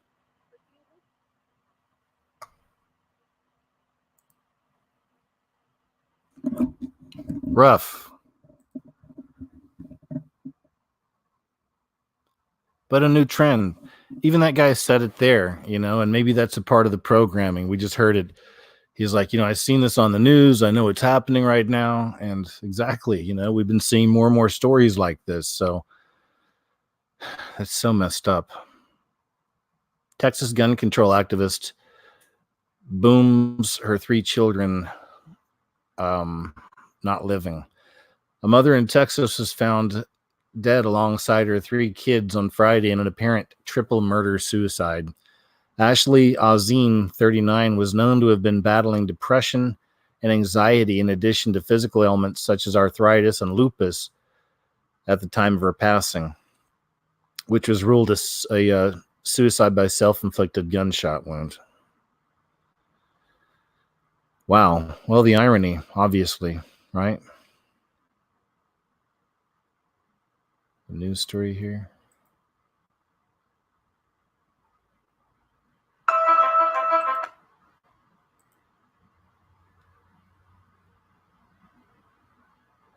Oh, these new emojis are out. If you care. There's a bunch. But they also have gender neutral options for nearly all of the human emojis. So there you go, man. I mean, that's a big deal, though, really. You know, all kidding aside, that is a really big deal. And it just shows, again, how this is being pushed as a new normal. You know, emojis, that's a huge part of our culture now. And that goes all around the world. It's a language everybody can speak, right? So emojis affect us all. And for a major company like this to be putting that out there now, you know, the third option, you know, the neutral, for that purpose, in a lot of ways legitimizes this idea. It's the Baphomet, though, right? It is. It's the Baphomet. It's the beast system, the Baphomet system manifesting. Here's some more waffles. Falafel? Whoa. Oh, oyster. Apple juice. Whoa. Oh, it's an oyster. Coconut. Yes. Coconut water, I think. Ice cube. All right. We won't look at them all. I just want to share some of that with you. Whoa. This is pretty crazy. Let me read this to you. After finishing mazes on the lower lots, we got onto the escalators. As we ascended, we heard loud bangs and noticed girls on the escalator next to us running down, followed by a large piece of equipment quickly tumbling after them. This is like something out of Indiana Jones. It's pretty crazy. I was able to take my phone out on time, recorded the girls making it out of the way. One girl in a red jacket jumped onto a small space near the handrails. After the equipment landed at the bottom, we noticed an employee sitting on the escalator step going down. I asked if she was okay. She smiled and said, "Yeah." My friends and I carried on with our day. I did not follow up on the girls at the bottom, and I have no idea what happened after the incident. Let me see if I can slow this down. Yeah. We'll do that.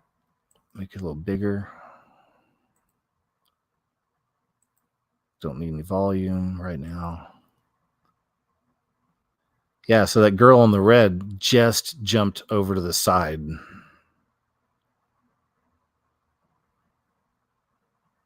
Look at that. All the way down.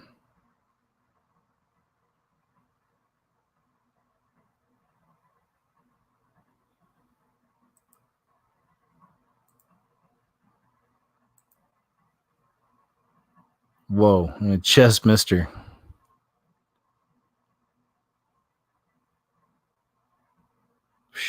Man, everyone got really lucky. So I'm going to play at regular speed now. And with volume. There you go. Check this out. What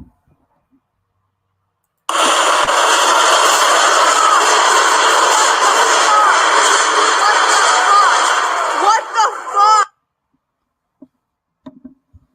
Anyway, that's it. That girl says what the F like 4 or 5 times in a row. So, you know, we get it. I got it the first time, toots. Check this out. This is great. Well, I mean, it's tragic, but there's also some beauty within. So check this out. This is speaks for itself. It's a Halloween trick-or-treating mommy and child.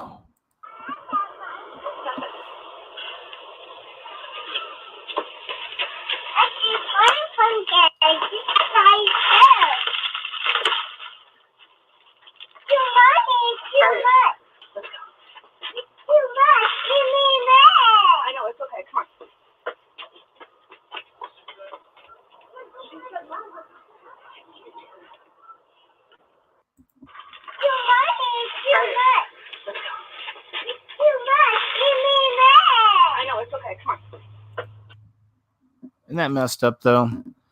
Man, it's if you could see it, but that lady took like 3 big shovelfuls with her palms, you know, of candy.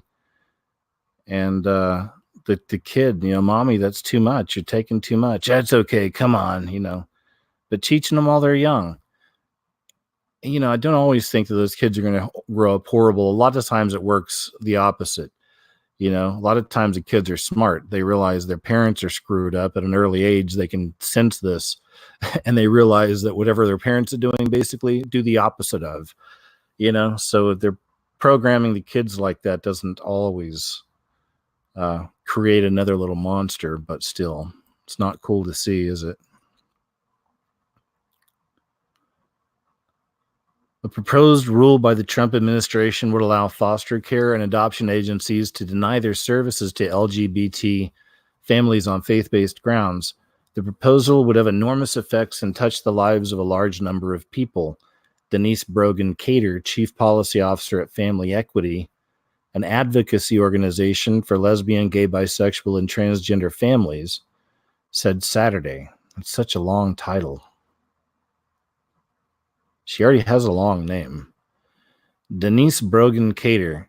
Hi, I'm KJ. Who are you?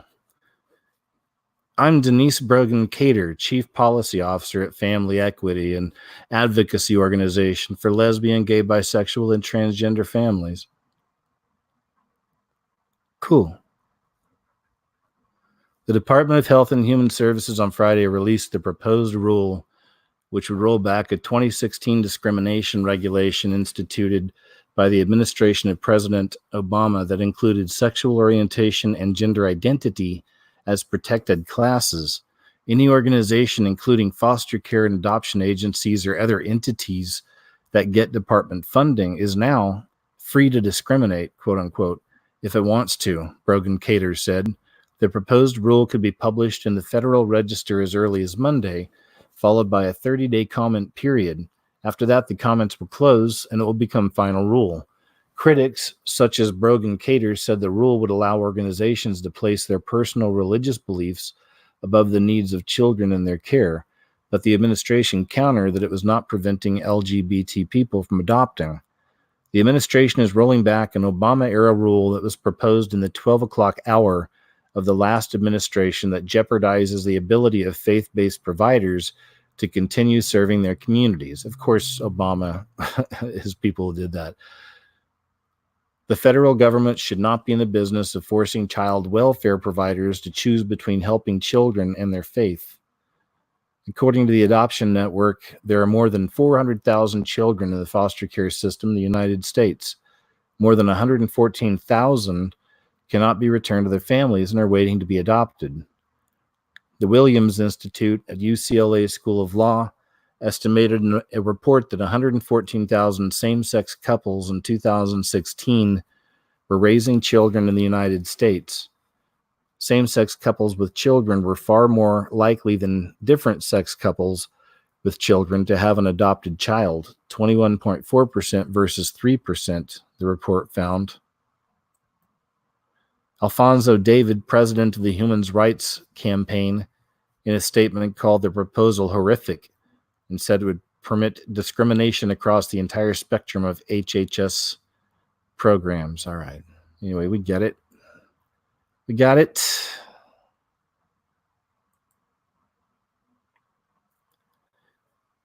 Primitive survival mode. Young freedom fighter details how socialism ruined Venezuela.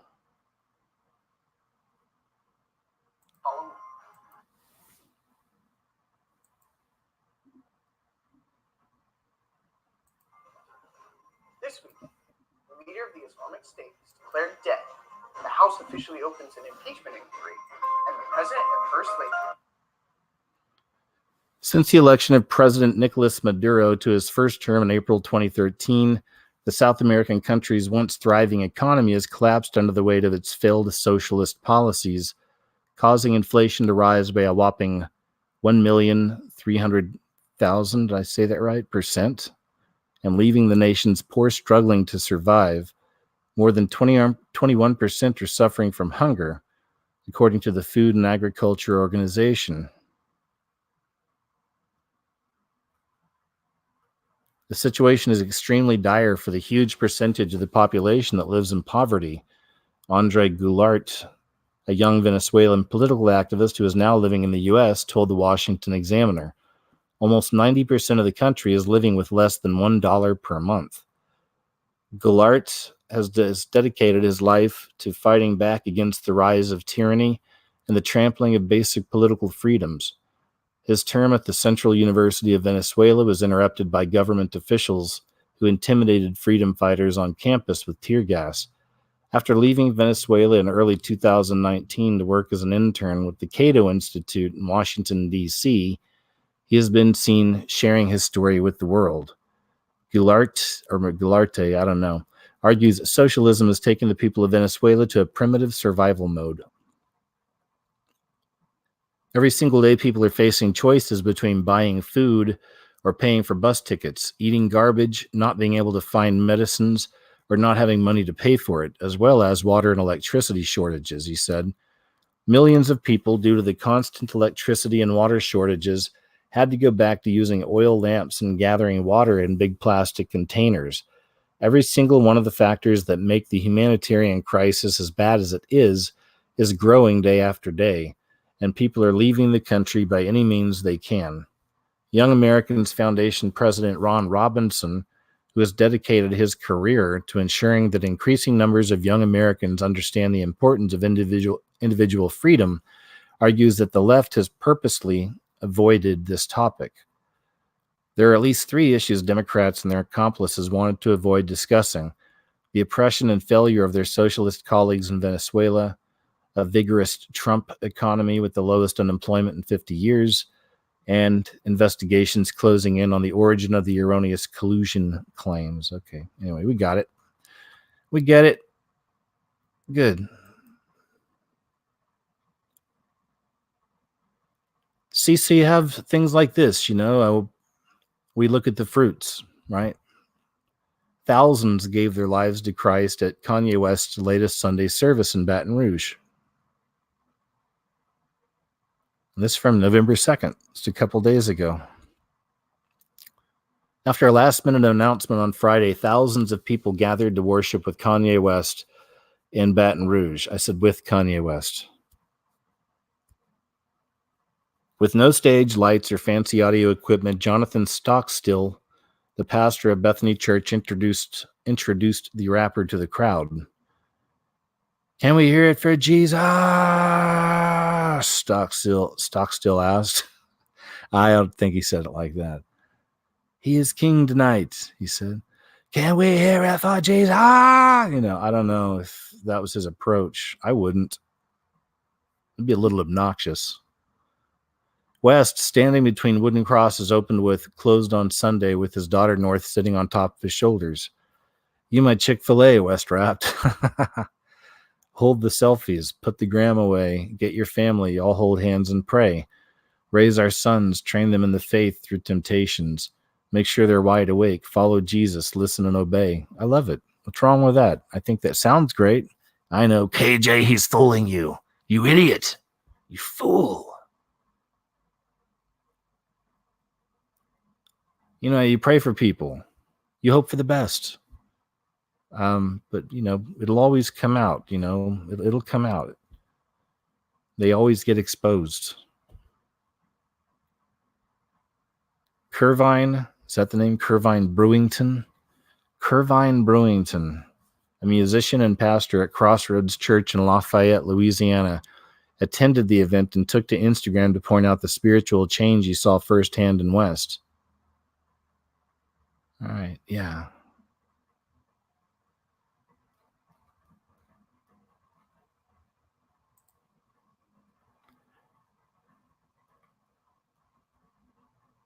Ex-employee sues Starbucks for discrimination against white people.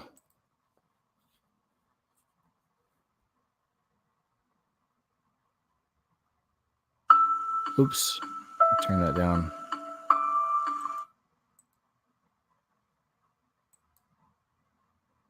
Yeah, I realized we'd already seen a similar story with Kanye, if not the same.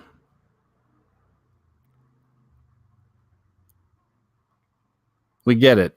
Kanye is definitely a subject to watch, and I also saw, I don't know if you saw this or not, but he was on Netflix with, I think it was David Letterman, right? Pretty sure it was this David Letterman does this talk show. It's like an hour long, just like his old show was just him on stage with whoever his guest is. And, he's still got it. He can still do an interview, That kid could always interview. I always said that about David Letterman. That kid, keep an eye on this kid. He knows how to interview. That's what I used to say. That's what I used to say. But anyway, that was really interesting. The stuff Kanye was saying in that interview, really interesting as well. The former Starbucks regional operations director is suing the world-renowned coffee chain for alleged racial discrimination against herself and fellow employees. Shannon Phillips, a white woman formerly in charge of retail operations in southern New Jersey, the Philadelphia region, Delaware, and parts of Maryland, according to the Philadelphia Inquirer, was fired last year after the controversial April 2018 arrest of two black men at a Philadelphia Starbucks. Now, Phillips has filed a federal lawsuit alleging she and other white employees were targeted and scapegoated by the brand to appease communities of color angered by the incident. A Starbucks employee of 13 years, Phillips says she was not fired in direct response to the arrest incident, which she claims not to have been involved in. However, she says she was fired less than 1 month later for advocating against the allegedly unfair corporate punishment of one of her employees, a white district manager who was also not involved in the April 2018 controversy in light of the scandal. I'm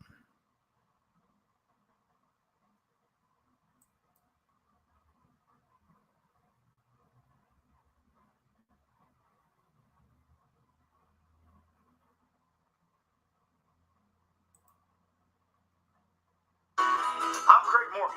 As a former first responder, I know seconds matter when firefighters need fast, controlled access. I just want to see the story on this, the news story.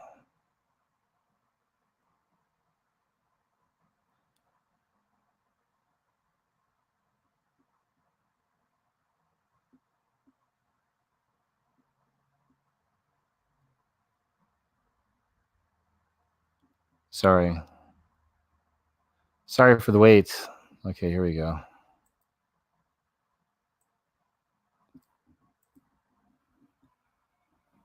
Two men arrested at a Center City Starbucks last year led to protests and bias training. And now, more than a year later, a lawsuit has been filed by a former employee who says she was discriminated against after the incident because she is white.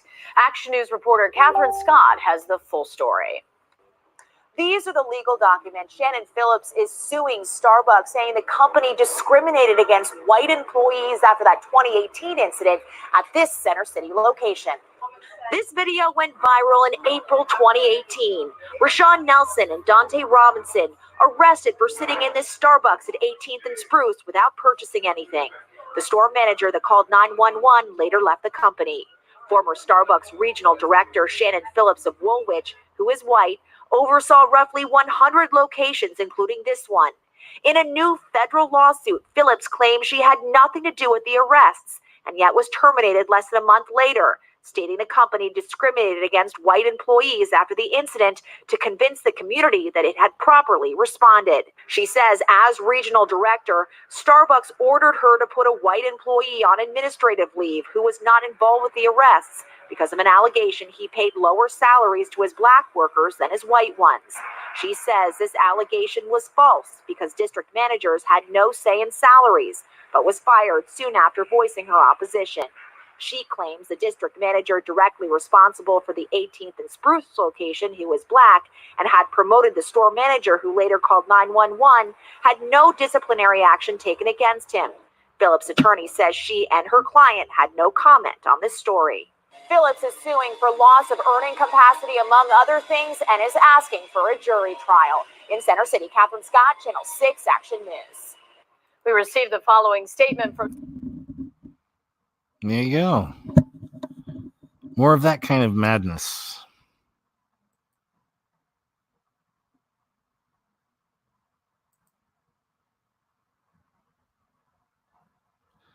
Oh yeah, this is Joe Biden back up to his old tricks again.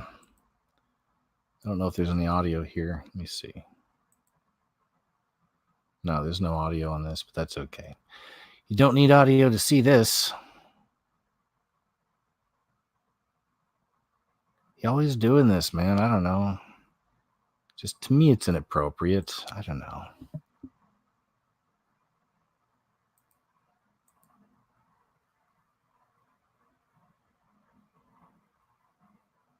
Just random kids. I mean, too close for comfort. Right? Especially some just little dude. Oh. Okay.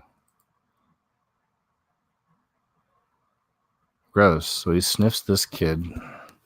Gives that one a sniff. Yeah, you'd taste good in a stew.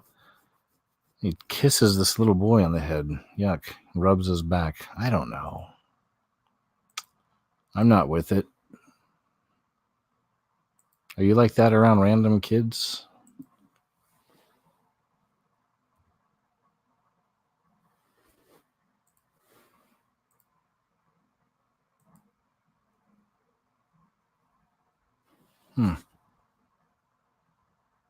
There we go.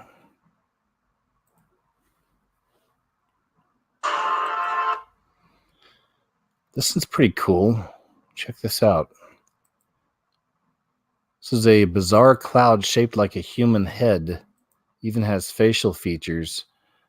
I mean, just looking at it right here before I even play this, does that remind you of anybody? Just looking at the shape of it. You know, we haven't even played it yet. You haven't had the full effect.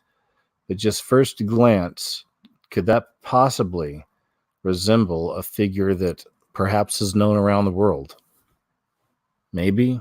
I don't know. That's what I saw when I first saw that, but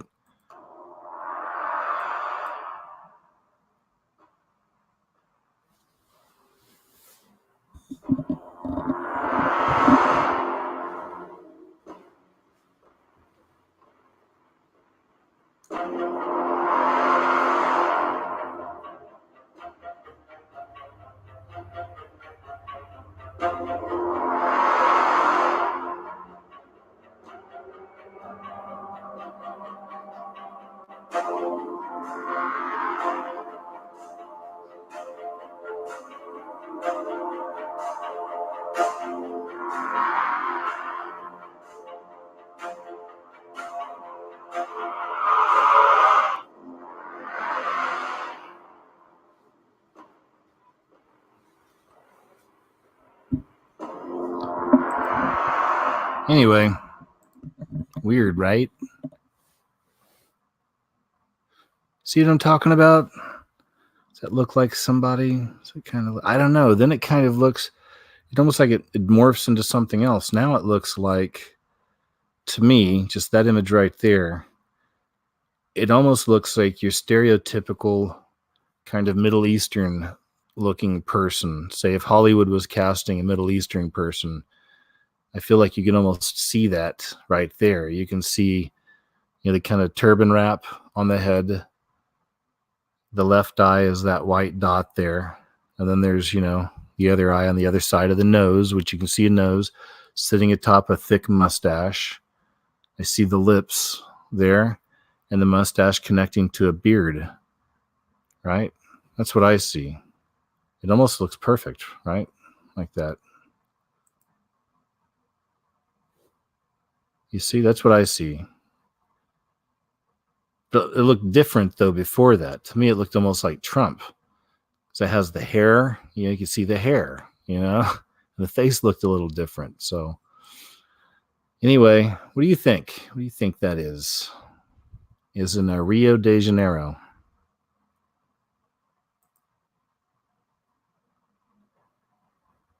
Life expectancy for American men drops for a third year.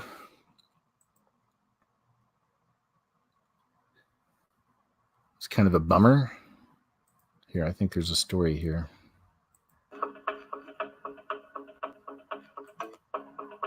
No. It's just a music vid.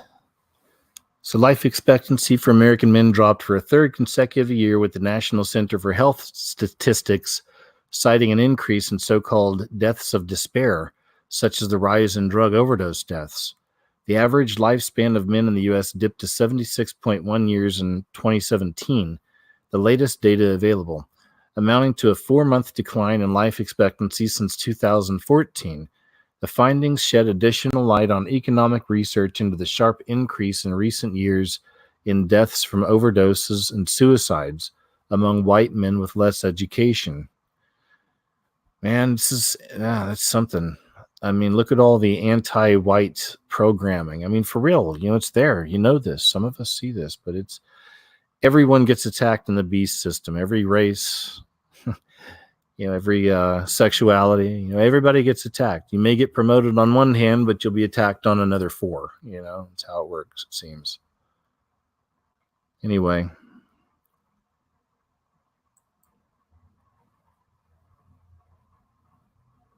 California Democrats author bill to protect adults who lure and then sexually do bad things to minors. Let's see this here. Under the guise of protecting LGBTQ individuals, a group of California Democrats have introduced legislation that would protect adult sexual offenders who prey upon minors. As reported by the California Globe, State Senator Scott Wiener and Assemblywoman Susan Eggman introduced recent legislation to end blatant discrimination against LGBT young people regarding California's sex offender registry. However, under their bill, SB 145, the offenders would not have to automatically register as sex offenders if the offenders are within 10 years of age of the minor. Currently, for consensual yet illegal sexual relations between a teenager 15 and over and a partner within 10 years of age, sexual intercourse, i.e., woman parts intercourse, does not require the offender to go onto the sex offender registry. Rather, the judge decides based on the facts of the case whether sex offender registration is warranted or unwarranted. By contrast, for other forms of intercourse, specifically oral and butt intercourse, sex offender registration is mandated under all situations with no judicial discretion, said Wiener.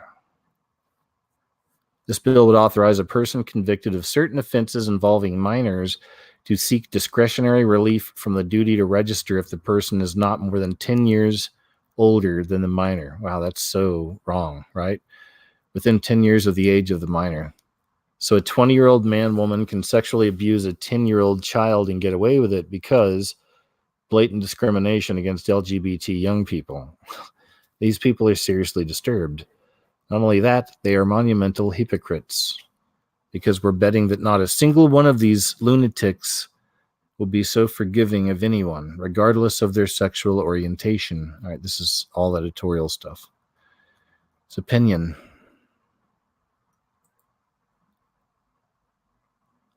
Scary stuff. Snakes, not a fan, especially when they get into your house. Not cool. Snake, get out now. Woman found dead with a python wrapped around her neck in a home with 140 snakes. Jeepers.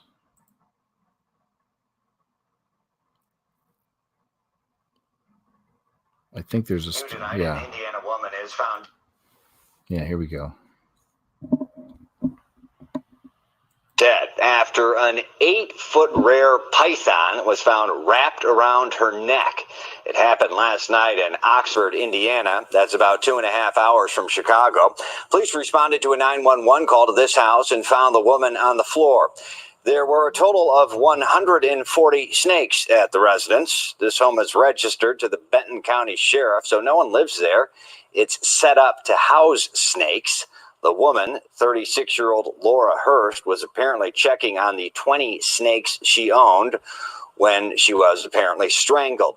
The reticulated python, native to Southeast Asia, is considered the longest snake in the world and can weigh in at 350 pounds. That's scary, isn't it? That's some scary stuff. First off, just a house full of snakes? Really? Like the cops have a house just filled with snakes? 120 or whatever something snakes? Or 40? There's a bunch. What do they do? I wouldn't want to go in there. Of course she gets attacked. They're snakes. There's like 150 of them or something. They're just sitting around all day long plotting, aren't they? Hey guys, you want to play which human do you hate the most? Let's vote. Just snakes, man. Just sitting around plotting all day. Ugh, gross.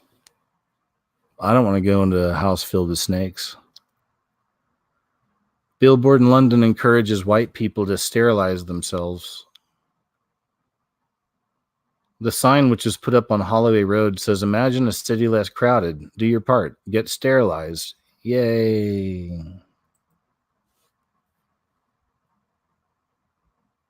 Wow.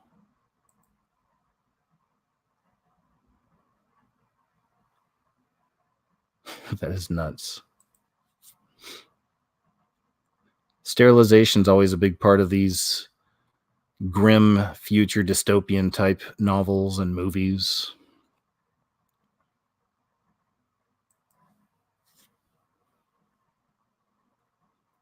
The advertisement betrays a noticeable lack of diversity, as it only features caricatures of white people and no people of color. Another Twitter user responded to the image by noting that a similar billboard had been erected in his home country of Portugal. Celebrate low birth rates. Says, looks like my family will have to pay that one a visit as well. Surely somebody closer by can do it, though. Celebrate low birth rates. The great decrease. This is all a part of Agenda 2030, where they want to have it complete by then. But, of course, we're already seeing all this stuff being pushed. Sterilization. Yeah. Check, check, and check. The world more and more is truly becoming one of these dystopian, creepy dystopian future type movies or TV shows.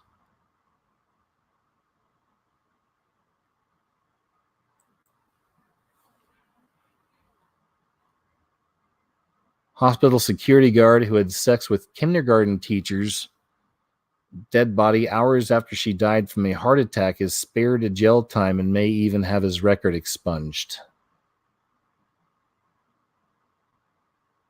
A hospital security guard who was caught having sex with the body of a kindergartner teacher hours after she died of a heart attack has been spared jail.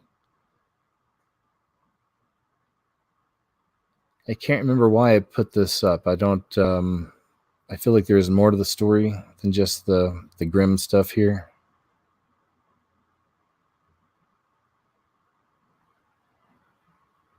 Yeah, there is. Okay. Let me see here. I'll go ahead and just read through. He's not been convicted in so long he stays out of trouble with the law until 2022. He can apply to have his record wiped clean. Parham's family who pleaded for justice after that right had done become public, have not yet reacted to the decision. She'd been admitted to the hospital suddenly with a heart problem and died shortly after arrival.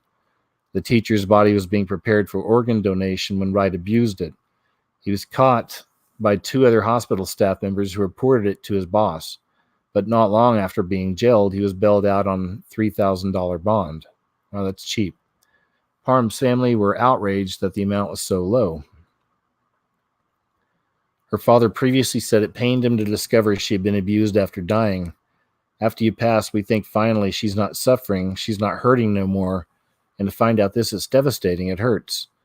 The family said they were worried he may have abused other corpses and that they had questions. He was fired by the security company he worked for after being released on bond last year. I really thought there's more to this. Maybe their story is still in here somewhere up on the top, but I thought this was a story about this lady haunting him. So anyway, other than that, it is a grim story, but usually I won't just post every grim story. You can't do that. I find too much of it anyway. Woman causes uproar by claiming green Halloween face paint is just as racist as blackface because it represents the torturings of witches in the 1600s. Okay. There she is. She's the one.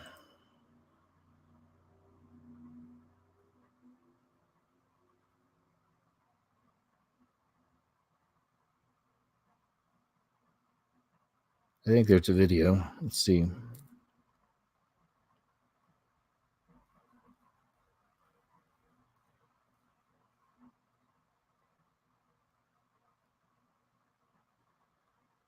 They think they're so cool. Look at her. She thinks, oh, man, I'm so cool. I'm cool, man. I'm a witch.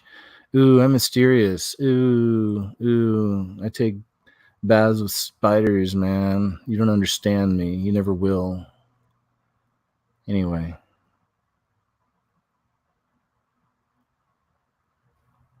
The mother of 2 from Massachusetts who goes by the name Kanowitch took to her Twitter account this week to slam the practice of revelers painting their faces green when dressing up as witches, claiming it represents the punishments and torturings of alleged witches in the 1600s.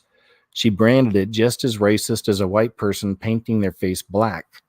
The tweet quickly caused controversy, racking up dozens of replies which criticized her for comparing a Halloween costume to blackface, a practice which spans centuries and has an ugly history of being used to perpetuate racial stereotypes and mock slaves for the entertainment of white people. I'm a witch, man. I'm so cool. You just don't understand, man. You'll never get me. You don't understand. Anyway, it's dumb. We get it. She's dumb. Honk, honk.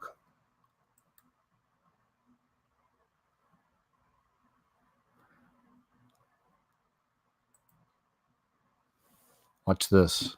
Taylor, Bed Bath & Beyond pulls a product after we asked questions. Yeah, that product is a black jack-o'-lantern, and it's really causing some controversy in Rockland County. News 12 Sabrina Franza has more. A controversial Halloween display that has some Nyack residents asking black pumpkin or blackface. They are pumpkins, black pumpkins, idiots. That's all there is. Local NAACP Director Wilbur Aldridge saying it shows a, quote, extreme lack of sensitivity. I think that they did the right thing, but I also think that they're entitled to the way that they feel. And with this reaction, the law firm decided to take those pumpkins down less than 48 hours after setting them out on the porch. We understand that someone complained about them, and so once we got word of that, we immediately took them down. Mary Marzola says the pumpkins, personalized with the names of each partner at the Furyk, Nugent, and McCarthy law firm, were never meant to offend anybody. We represent people of all colors and faiths, and we would never do anything to exclude anyone from any community. Her associate Alex Shaw says he never thought twice about the jack-o'-lanterns. It's just not something that I took offense to personally, but since it did offend somebody, took proactive steps and took them down. Though since they've been removed, both attorneys are left wondering why the decorations didn't raise flags at the store where they were purchased. If you go into Bed Bath & Beyond, you don't think they're going to be selling offensive materials? Bed Bath & Beyond apologizing, saying that any offense was unintentional and that they've immediately removed the pumpkins from sale. We can discuss this, have a dialogue. That's where we're at, man. Seriously. You know, this is the kind of stuff that I always picture if The Walking Dead was real and somehow they found old footage of things. Like, these are the kind of news stories they'd find. You know, they've been scrounging for something to eat for like 3 or 4 days and fighting off the undead and fighting off just enemies in general and probably fighting against each other and barely hanging on to life. And then they get to see a news story like this. You know what I mean? Of course, it's Walking Dead. I'm just kind of throwing that out there, but it's just not the same anymore without Rick. I don't know if any of you Walking Dead people out there, I still keep up with it. I don't watch any of the other ones, but that's one I started from the beginning, still hanging in there, but I don't know, man. I just don't know. This is, I think we may have already seen this last week. I'm not sure. Sometimes these stories will cross over a bit, but I don't really want to play the whole thing out for you. Some of you may have seen this. But the story goes, Blair Back, a New York City makeup artist and drag queen, posted the footage to Facebook on Monday. Clips showing the performance. This is a performance Blair did, which appears to have taken place at a New York City bar. Many social media users slammed back after viewing the video, accusing him of mocking abortion.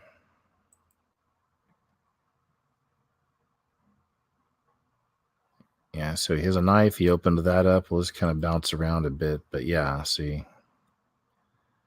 Gets pretty grim. Then actually pulls out a little toy baby there.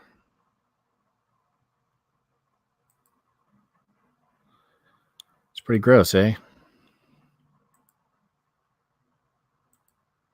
It's just, total degeneracy, right? Public school uses gender snow person to teach 9-year-olds never to assume boys have wieners.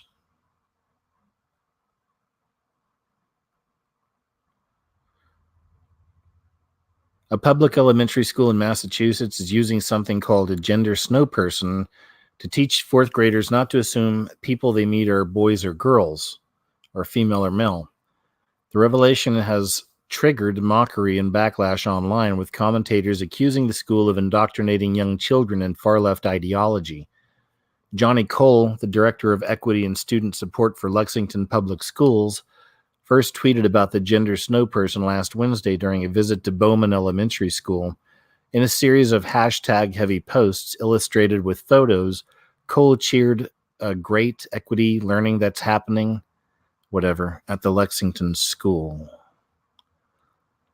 There were lots of examples of cultural responsive teaching aimed at increasing achievement and student engagement, he said. These are these New World Order words. It gets so confusing. Anyway, okay. I think we get it. More dumb stuff for the children. You know, dumb the little ones, dumb the young ones. Keep them stupid and make them stupider. Yeah. Keep them dumb, make them dumber. Give them a bunch of condoms. This is not a daycare, it's a university. College president writes scathing letter about students wanting to play the victim and blame others. This is good. This might be kind of a doom break, perhaps. The president of Oklahoma Wesleyan University gave a lecture to students they'll never forget. Recently, a student complained about a sermon that made him feel guilty and blamed the school for making students feel uncomfortable. This is not uncommon. Many universities now are so afraid of offending even one student that political correctness has run amok. However, this university is based on religion, and so one would expect that discipline, good character, and personal accountability would be a big part of the curriculum. Everett Piper, who is the president of the school, wrote a letter to the students admonishing them that playing the victim, blaming others, and not admitting mistakes is not a way to live a productive and meaningful life. Here's the letter titled, "This is not a daycare, it's a university." This past week, I actually had a student come forward after a university chapel service and complain because he felt victimized by a sermon on the topic of 1 Corinthians 13. It appears this young scholar felt offended because a homily of love made him feel bad for not showing love. In his mind, the speaker was wrong for making him and his peers feel uncomfortable. I'm not making this up. Our culture has actually taught our kids to be this self-absorbed and narcissistic. Anytime their feelings are hurt, they are the victims. Anyone who dares challenge them and thus makes them feel bad about themselves is a hater, a bigot, an oppressor, and a victimizer. This is classic. This is a great explanation of how the New World Order has indoctrinated the youth. It's perfect. I have a message for this young man and all others who care to listen. That feeling of discomfort you have after listening to a sermon is called a conscience. An altar call is supposed to make you feel bad. It is supposed to make you feel guilty.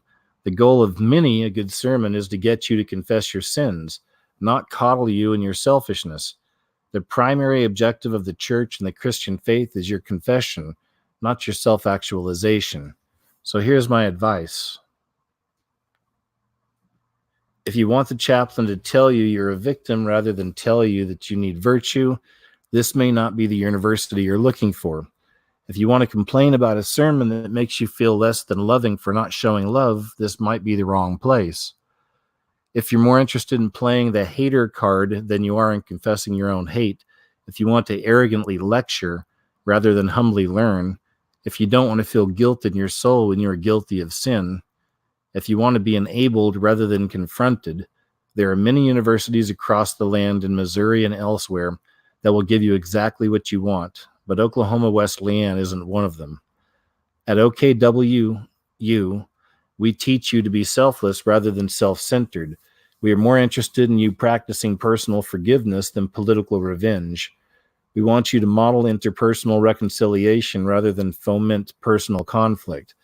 We believe the content of your character is more important than the color of your skin. We don't believe that you have been victimized every time you feel guilty, and we don't issue trigger warnings before altar calls. Oklahoma Wesleyan is not a safe place, but rather a place to learn that life isn't about you, but about others, that the bad feeling you have while listening to a sermon is called guilt, that the way to address it is to repent of everything that's wrong with you rather than blame others for everything that's wrong with them. This is a place where you will quickly learn that you need to grow up. This is not a daycare. This is a university. Oh, that's perfect, huh? There's the man that wrote it. Good stuff. I know where that place is. Oklahoma is my home state. And I've driven by that thing many times, that university. That thing. Driven by that thing many times. There you go. Well said, eh? Like that. Other good news from Oklahoma. This is really cool. Check this out. To look at me now, Wait. you don't see psoriasis. After the commercial, of course. Cosmetics can help people with Moderate to severe plaque psoriasis, find clear skin that can last. Don't use it if Few you're more allergic to seconds. Cosmetics. Before starting, get checked for tuberculosis. An increased risk of infections and lowered ability to fight them may occur. Tell your doctor about an infection or symptoms if your inflammatory bowel disease symptoms develop or worsen. Won't even let me turn down the volume. Serious allergic reactions may occur. How sexy are these elbows? They're pretty good. Dermatologist about He said, how sexy are these elbows? They're not bad, you know, I mean, as far as elbows go. But yeah, this is really cool. I was kind of hoping it'd actually be a news story, but anyway, we'll just watch this anyway.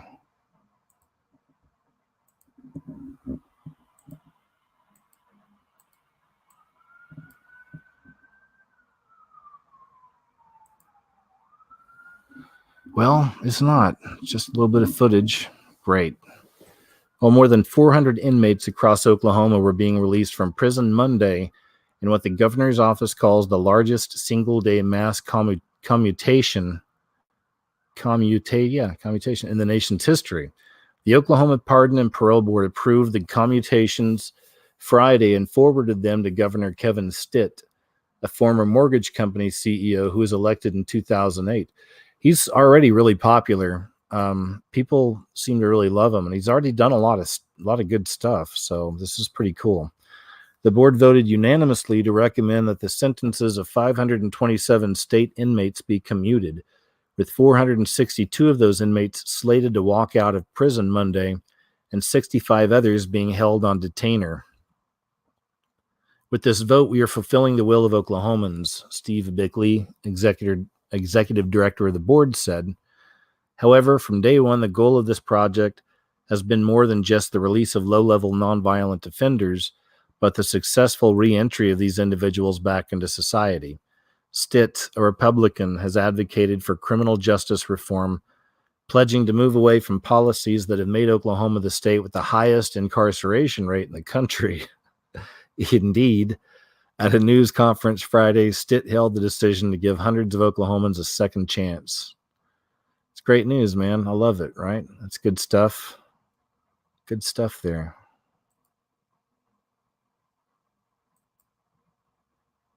Here it is. DNA study finds early inhabitants of Israel were blue-eyed and fair-skinned. This is an old thing that I stumbled across on another story, but I was like, ruh-roh, I don't remember ever seeing this before. And what do you guys think about this? I mean, is this fake news? DNA study finds early inhabitants of Israel were blue-eyed and fair-skinned. Jewish archaeologists were left scrambling for answers when their DNA analysis of bones found at an ancient grave dating to as much as 6,000 years ago showed that some of the earliest inhabitants of the land of Israel were Aryan-looking with fair skin and blue eyes. Blue-eyed, fair-skinned settlers inhabited the Levant some 6,500 years ago, according to an international interdisciplinary team of scientists. An article released Monday in the peer-reviewed journal Nature Communications solves the mystery of how Chalcolithic culture got to the Galilee via population migration. When they mapped the genomes of bones from 22 of the 600 individual skeletons discovered in a massive necropolis near Pekin in the north of the country, the scientists found a genetic mix quite unlike that of previous and successive settlers of the region. I don't know. Anyway, I thought that was interesting. Delta Airlines proudly announces it will show in-flight movies with uncensored, gay scenes, gay adult scenes. What could go wrong? And this is from November 5th, 2019. This is today. With great pride, pride's a sin.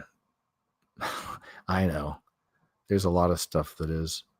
With great pride, Delta Airlines has announced that it has caved to demands from anti-traditional family hate groups that it stop censoring explicit homosexual sex scenes from in-flight movies. In a statement, Delta claimed that it had not requested that homosexual content be removed from movies shown on its flights. We value our in-flight entertainment options as a means to reflect the diversity of the world. The company's statement said this is just spreading of more filth, right? Under the guise of, hey, we're not here to hurt anyone's feelings. We're not here to judge. Love is love, We are reviewing the processes of our third-party editing vendors to ensure that they are aligned with our values of diversity and inclusion. According to Fox News, a spokesman said Delta is immediately putting a new process in place for managing content available through Delta's entertainment. Studios often provide videos in two forms, a theatrical original version and an edited version. We selected the edited version and now realize content well within our guidelines was unnecessarily excluded from both films. The statement continued, we are working to make sure this doesn't happen again. Booksmart director Olivia Wilde denounced the Atlanta-based carrier for scenes in her movie that depicted masturbation and lesbian sexual acts. It's she made him, and the movie's about kids too, it's like teenagers, I believe. Wilde also claimed that the version of her film shown during Delta flights also deleted the words vagina and lesbian. What message is this sending to viewers, especially to women? Wilde tweeted, that their bodies are obscene? That their sexuality is shameful? Wilde noted that airlines contract with third-party companies to tailor movies according to what is deemed appropriate. Delta Airlines was also criticized for filtering out male homosexual acts when it showed Rocket Man, which depicts the life of popular homo entertainer Elton John and his homo liaisons. Alcoholism, bulimia, mental illness, drug use. Kid was all over the place. On Twitter, digital content editor of Entertainment Weekly criticized Delta for deleting scenes of male-on-male perversion. While flying on Delta, she found that the in-flight version of Rocket Man had been stripped of almost every gay reference or scene that Elton John fought to keep in the film's mainstream release, including a simple kiss. Delta Airlines had previously received the highest rating from the LGBTQ compliance. Oh boy, I didn't know they had a compliance from the pro-homosexual human rights campaign and its corporate equality index. As recently as the 1960s, Christian pro-family groups were still so powerful that the Jews of Hollywood had to have their movies and television shows conform to the Hays Code, which strictly monitored all obscene content. But under relentless pressure from civil liberties groups, at the height of the American Bolshevik Revolution in the 1960s, the Hays Code was abandoned for the far more lax ratings system, which opened floodgates to what we have today. In fact, in 2003, Hollywood heavily promoted a self-congratulating documentary, Easy Riders, Raging Bulls, which glorified the filmmakers who helped break the Hays Code as champions of freedom and defenders of artistic expression. And the predictable end result is that today's films must now essentially comply with Satan's code of do what thou wilt, and any film that does not conform to the perverse values of the radical agenda will be shut down. So today there's nothing more immoral, offensive, and un-American than censoring gay sex scenes, it seems. I threw in that "it seems" bit in the end there.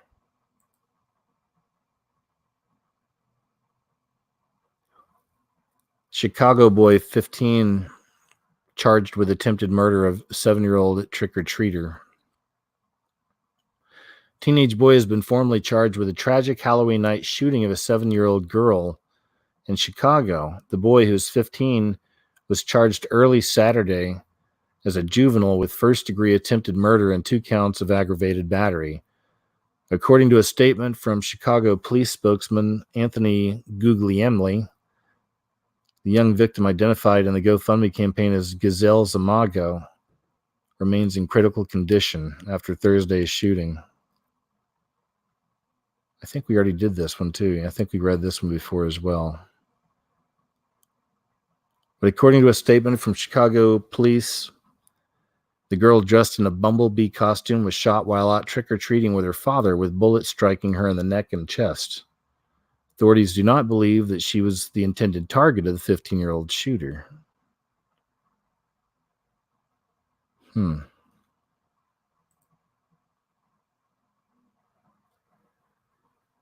Germans select race-mixed Indian as Christ child for traditional Christmas celebration. In German-speaking parts of Europe, the so-called Christ child takes Santa's place as the children's gift giver. And for the next 2 years, the world-famous Christmas market in Nuremberg will be opened by a mixed-race Indian girl. Nuremberg authorities have thrown their weight behind the 17-year-old girl who is criticized by local right-wing politicians for her newly assumed role as the symbol of the Christmas market. Benigna Munzi, 17, was born in Nuremberg to an Indian father and German mother. Last Wednesday, a jury chose her to be the Christ kind or Christ child. The Nuremberg Christ kind, traditionally played by a young woman, is selected every 2 years and is tasked with opening Nuremberg's landmark Christmas market, which attracts around 2 million visitors every year. This role also implies charitable duties and visits to kindergartens, schools, hospitals, and nursing homes. The Christ kind also acts as the city's ambassador when visiting Christmas markets elsewhere in Germany and Europe.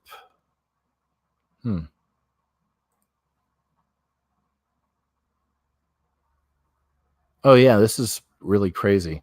This is from Planet X News. Okay. You want to watch the whole thing, go to Planet X News on YouTube. It's their video. Uploaded November 1st, 2019. Very, very interesting capture here. Near Trinidad, it says. Let's see, anything else down here? Yeah, near Trinidad.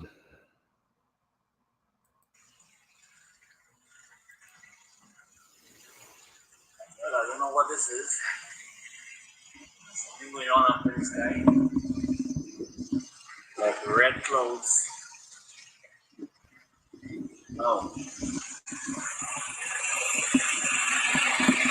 Behind all the other clouds.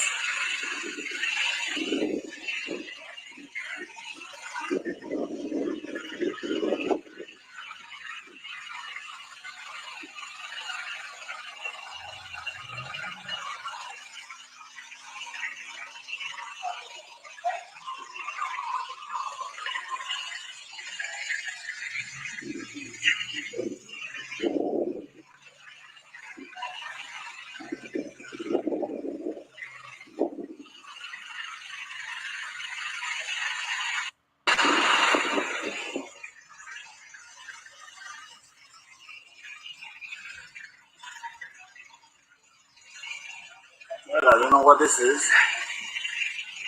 Something going on up in the sky. Like red clouds. Oh. Behind all the other clouds.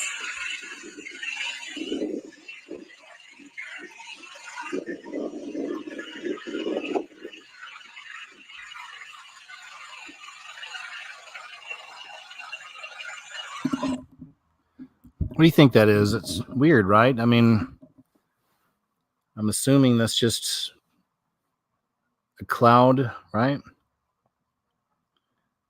Some people are saying maybe that's a sign of Planet X, you know, Nibiru, Wormwood. It almost does look like some kind of a tear in the veil, doesn't it? Look around the choppy edges of the clouds here. It doesn't it? It looks like something's been ripped open. Looks almost like cement, like it broken apart at the top there and at the bottom. Like a literal tear in the veil is what that looks like. It's weird.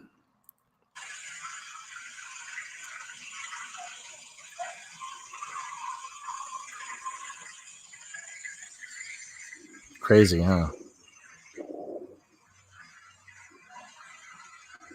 I mean, we assume it's just clouds, the way everything's set up, the sun shining in certain spots, and, you know, but it's a good shot of it, too. Look at that. Looks like a planet, doesn't it? I can see someone saying it looks like a planet. Something going on up in the sky. Anyway. If you want to see the whole thing, go to Planet X News on YouTube. Very strange anomaly in the sky in Tunapuna near Trinidad. Tunapuna. Awesome. I want to go there. I don't know why. It sounds like fun. I'm going to Tunapuna. I might not come back. Oh, this is something I was looking at for a video. Woman whacks elderly subway preacher with high heels. This should be fun. Let's see what this is all about.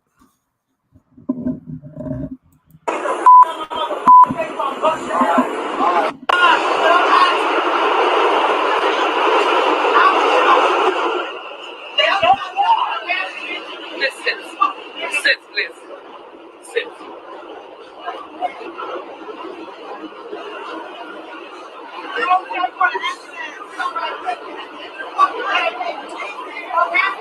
Please sit, sir, please.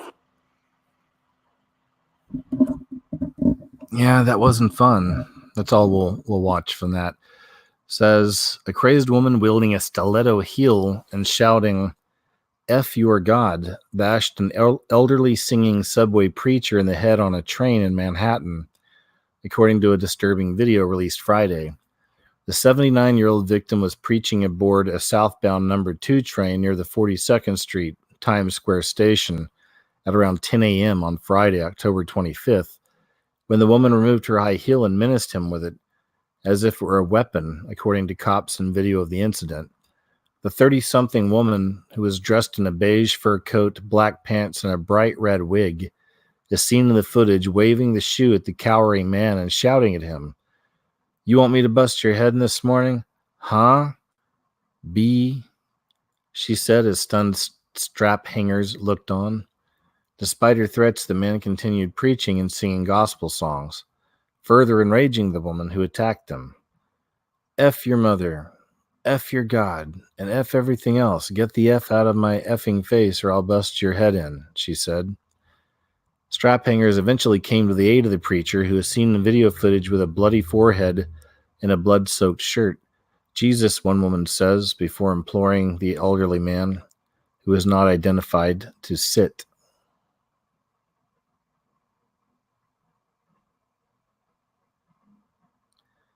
The Good Samaritan then used a tissue to blot the subway holy man's wounds as blood gushed from his head.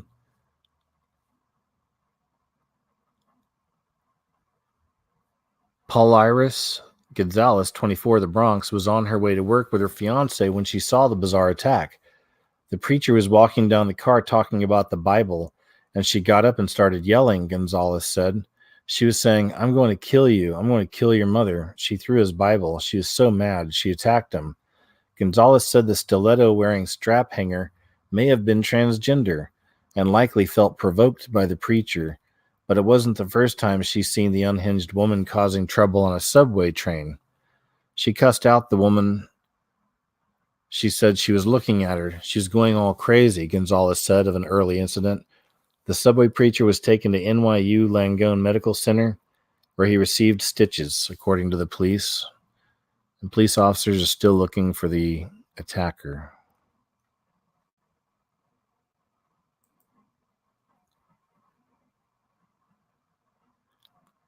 Oh, yeah, this was a subscriber sent me this.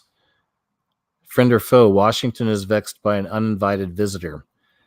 So there's a few years ago, there were some stories coming out in the mainstream about this rot, this mold all over Washington monuments, this growing black mold or this black goo, and it was even described in that kind of a way. And black goo is definitely a fun favorite subject around here. So here's this, and this is from October 30th, 2019. So just within the last week, not even a whole week ago.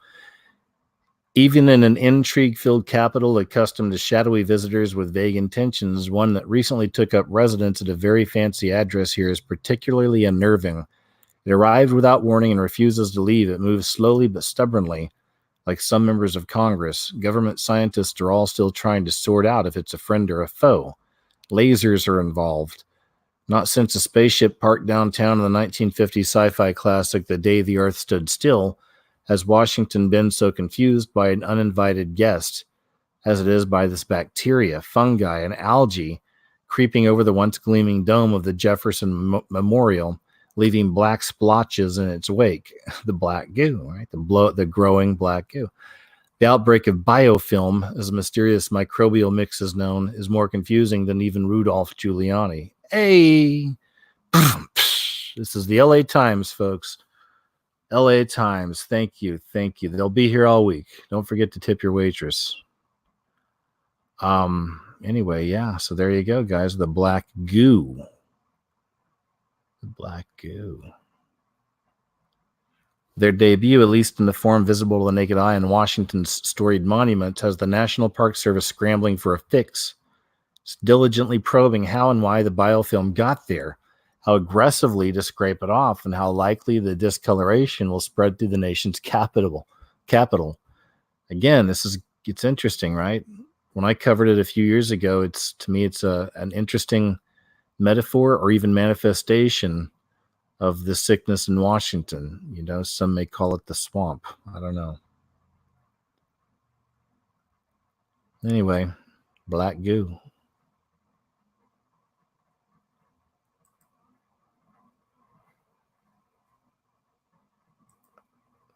Check this out.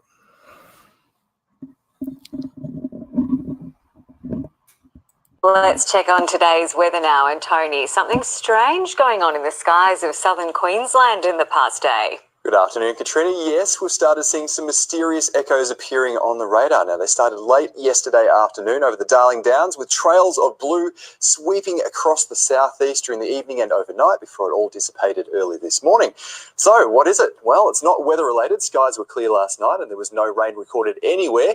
Now, one theory is that it's a thing called chaff, small metal or plastic fibres released into the air to help shield military aircraft from radar detection during exercise.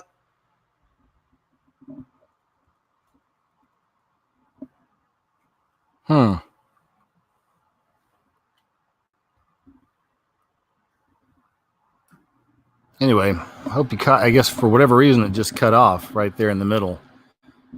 But anyway, they were noticing these things on radar and trying to explain them, but they couldn't. But it's clearly weather manipulation. And they may not want to call it that, but it's clearly weather manipulation. So sorry about that. The video crashed there.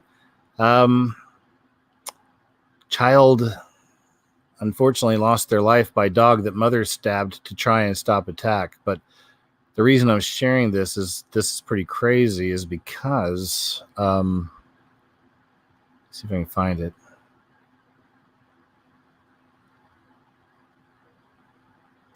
Yeah, I won't read the whole thing and I'm not going to play the video. This is a really sad one.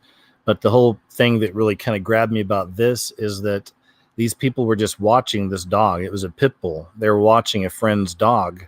And the dog wound up turning on this child and taking the child's life. So it's rough. I didn't mean it like that, but it's a tough story.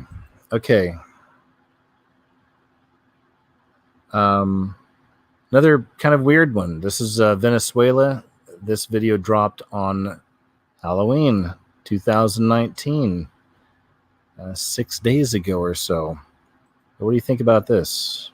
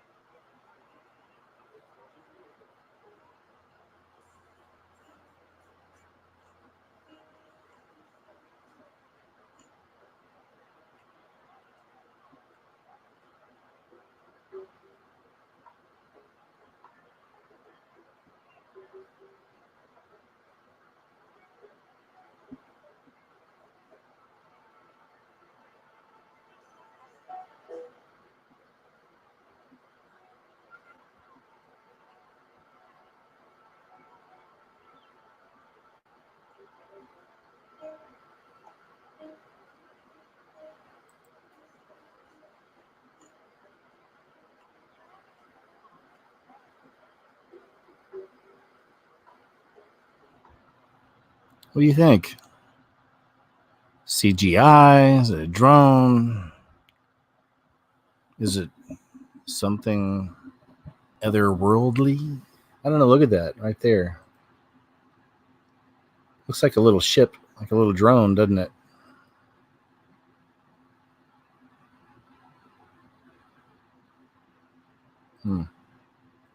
Interesting, I'd say.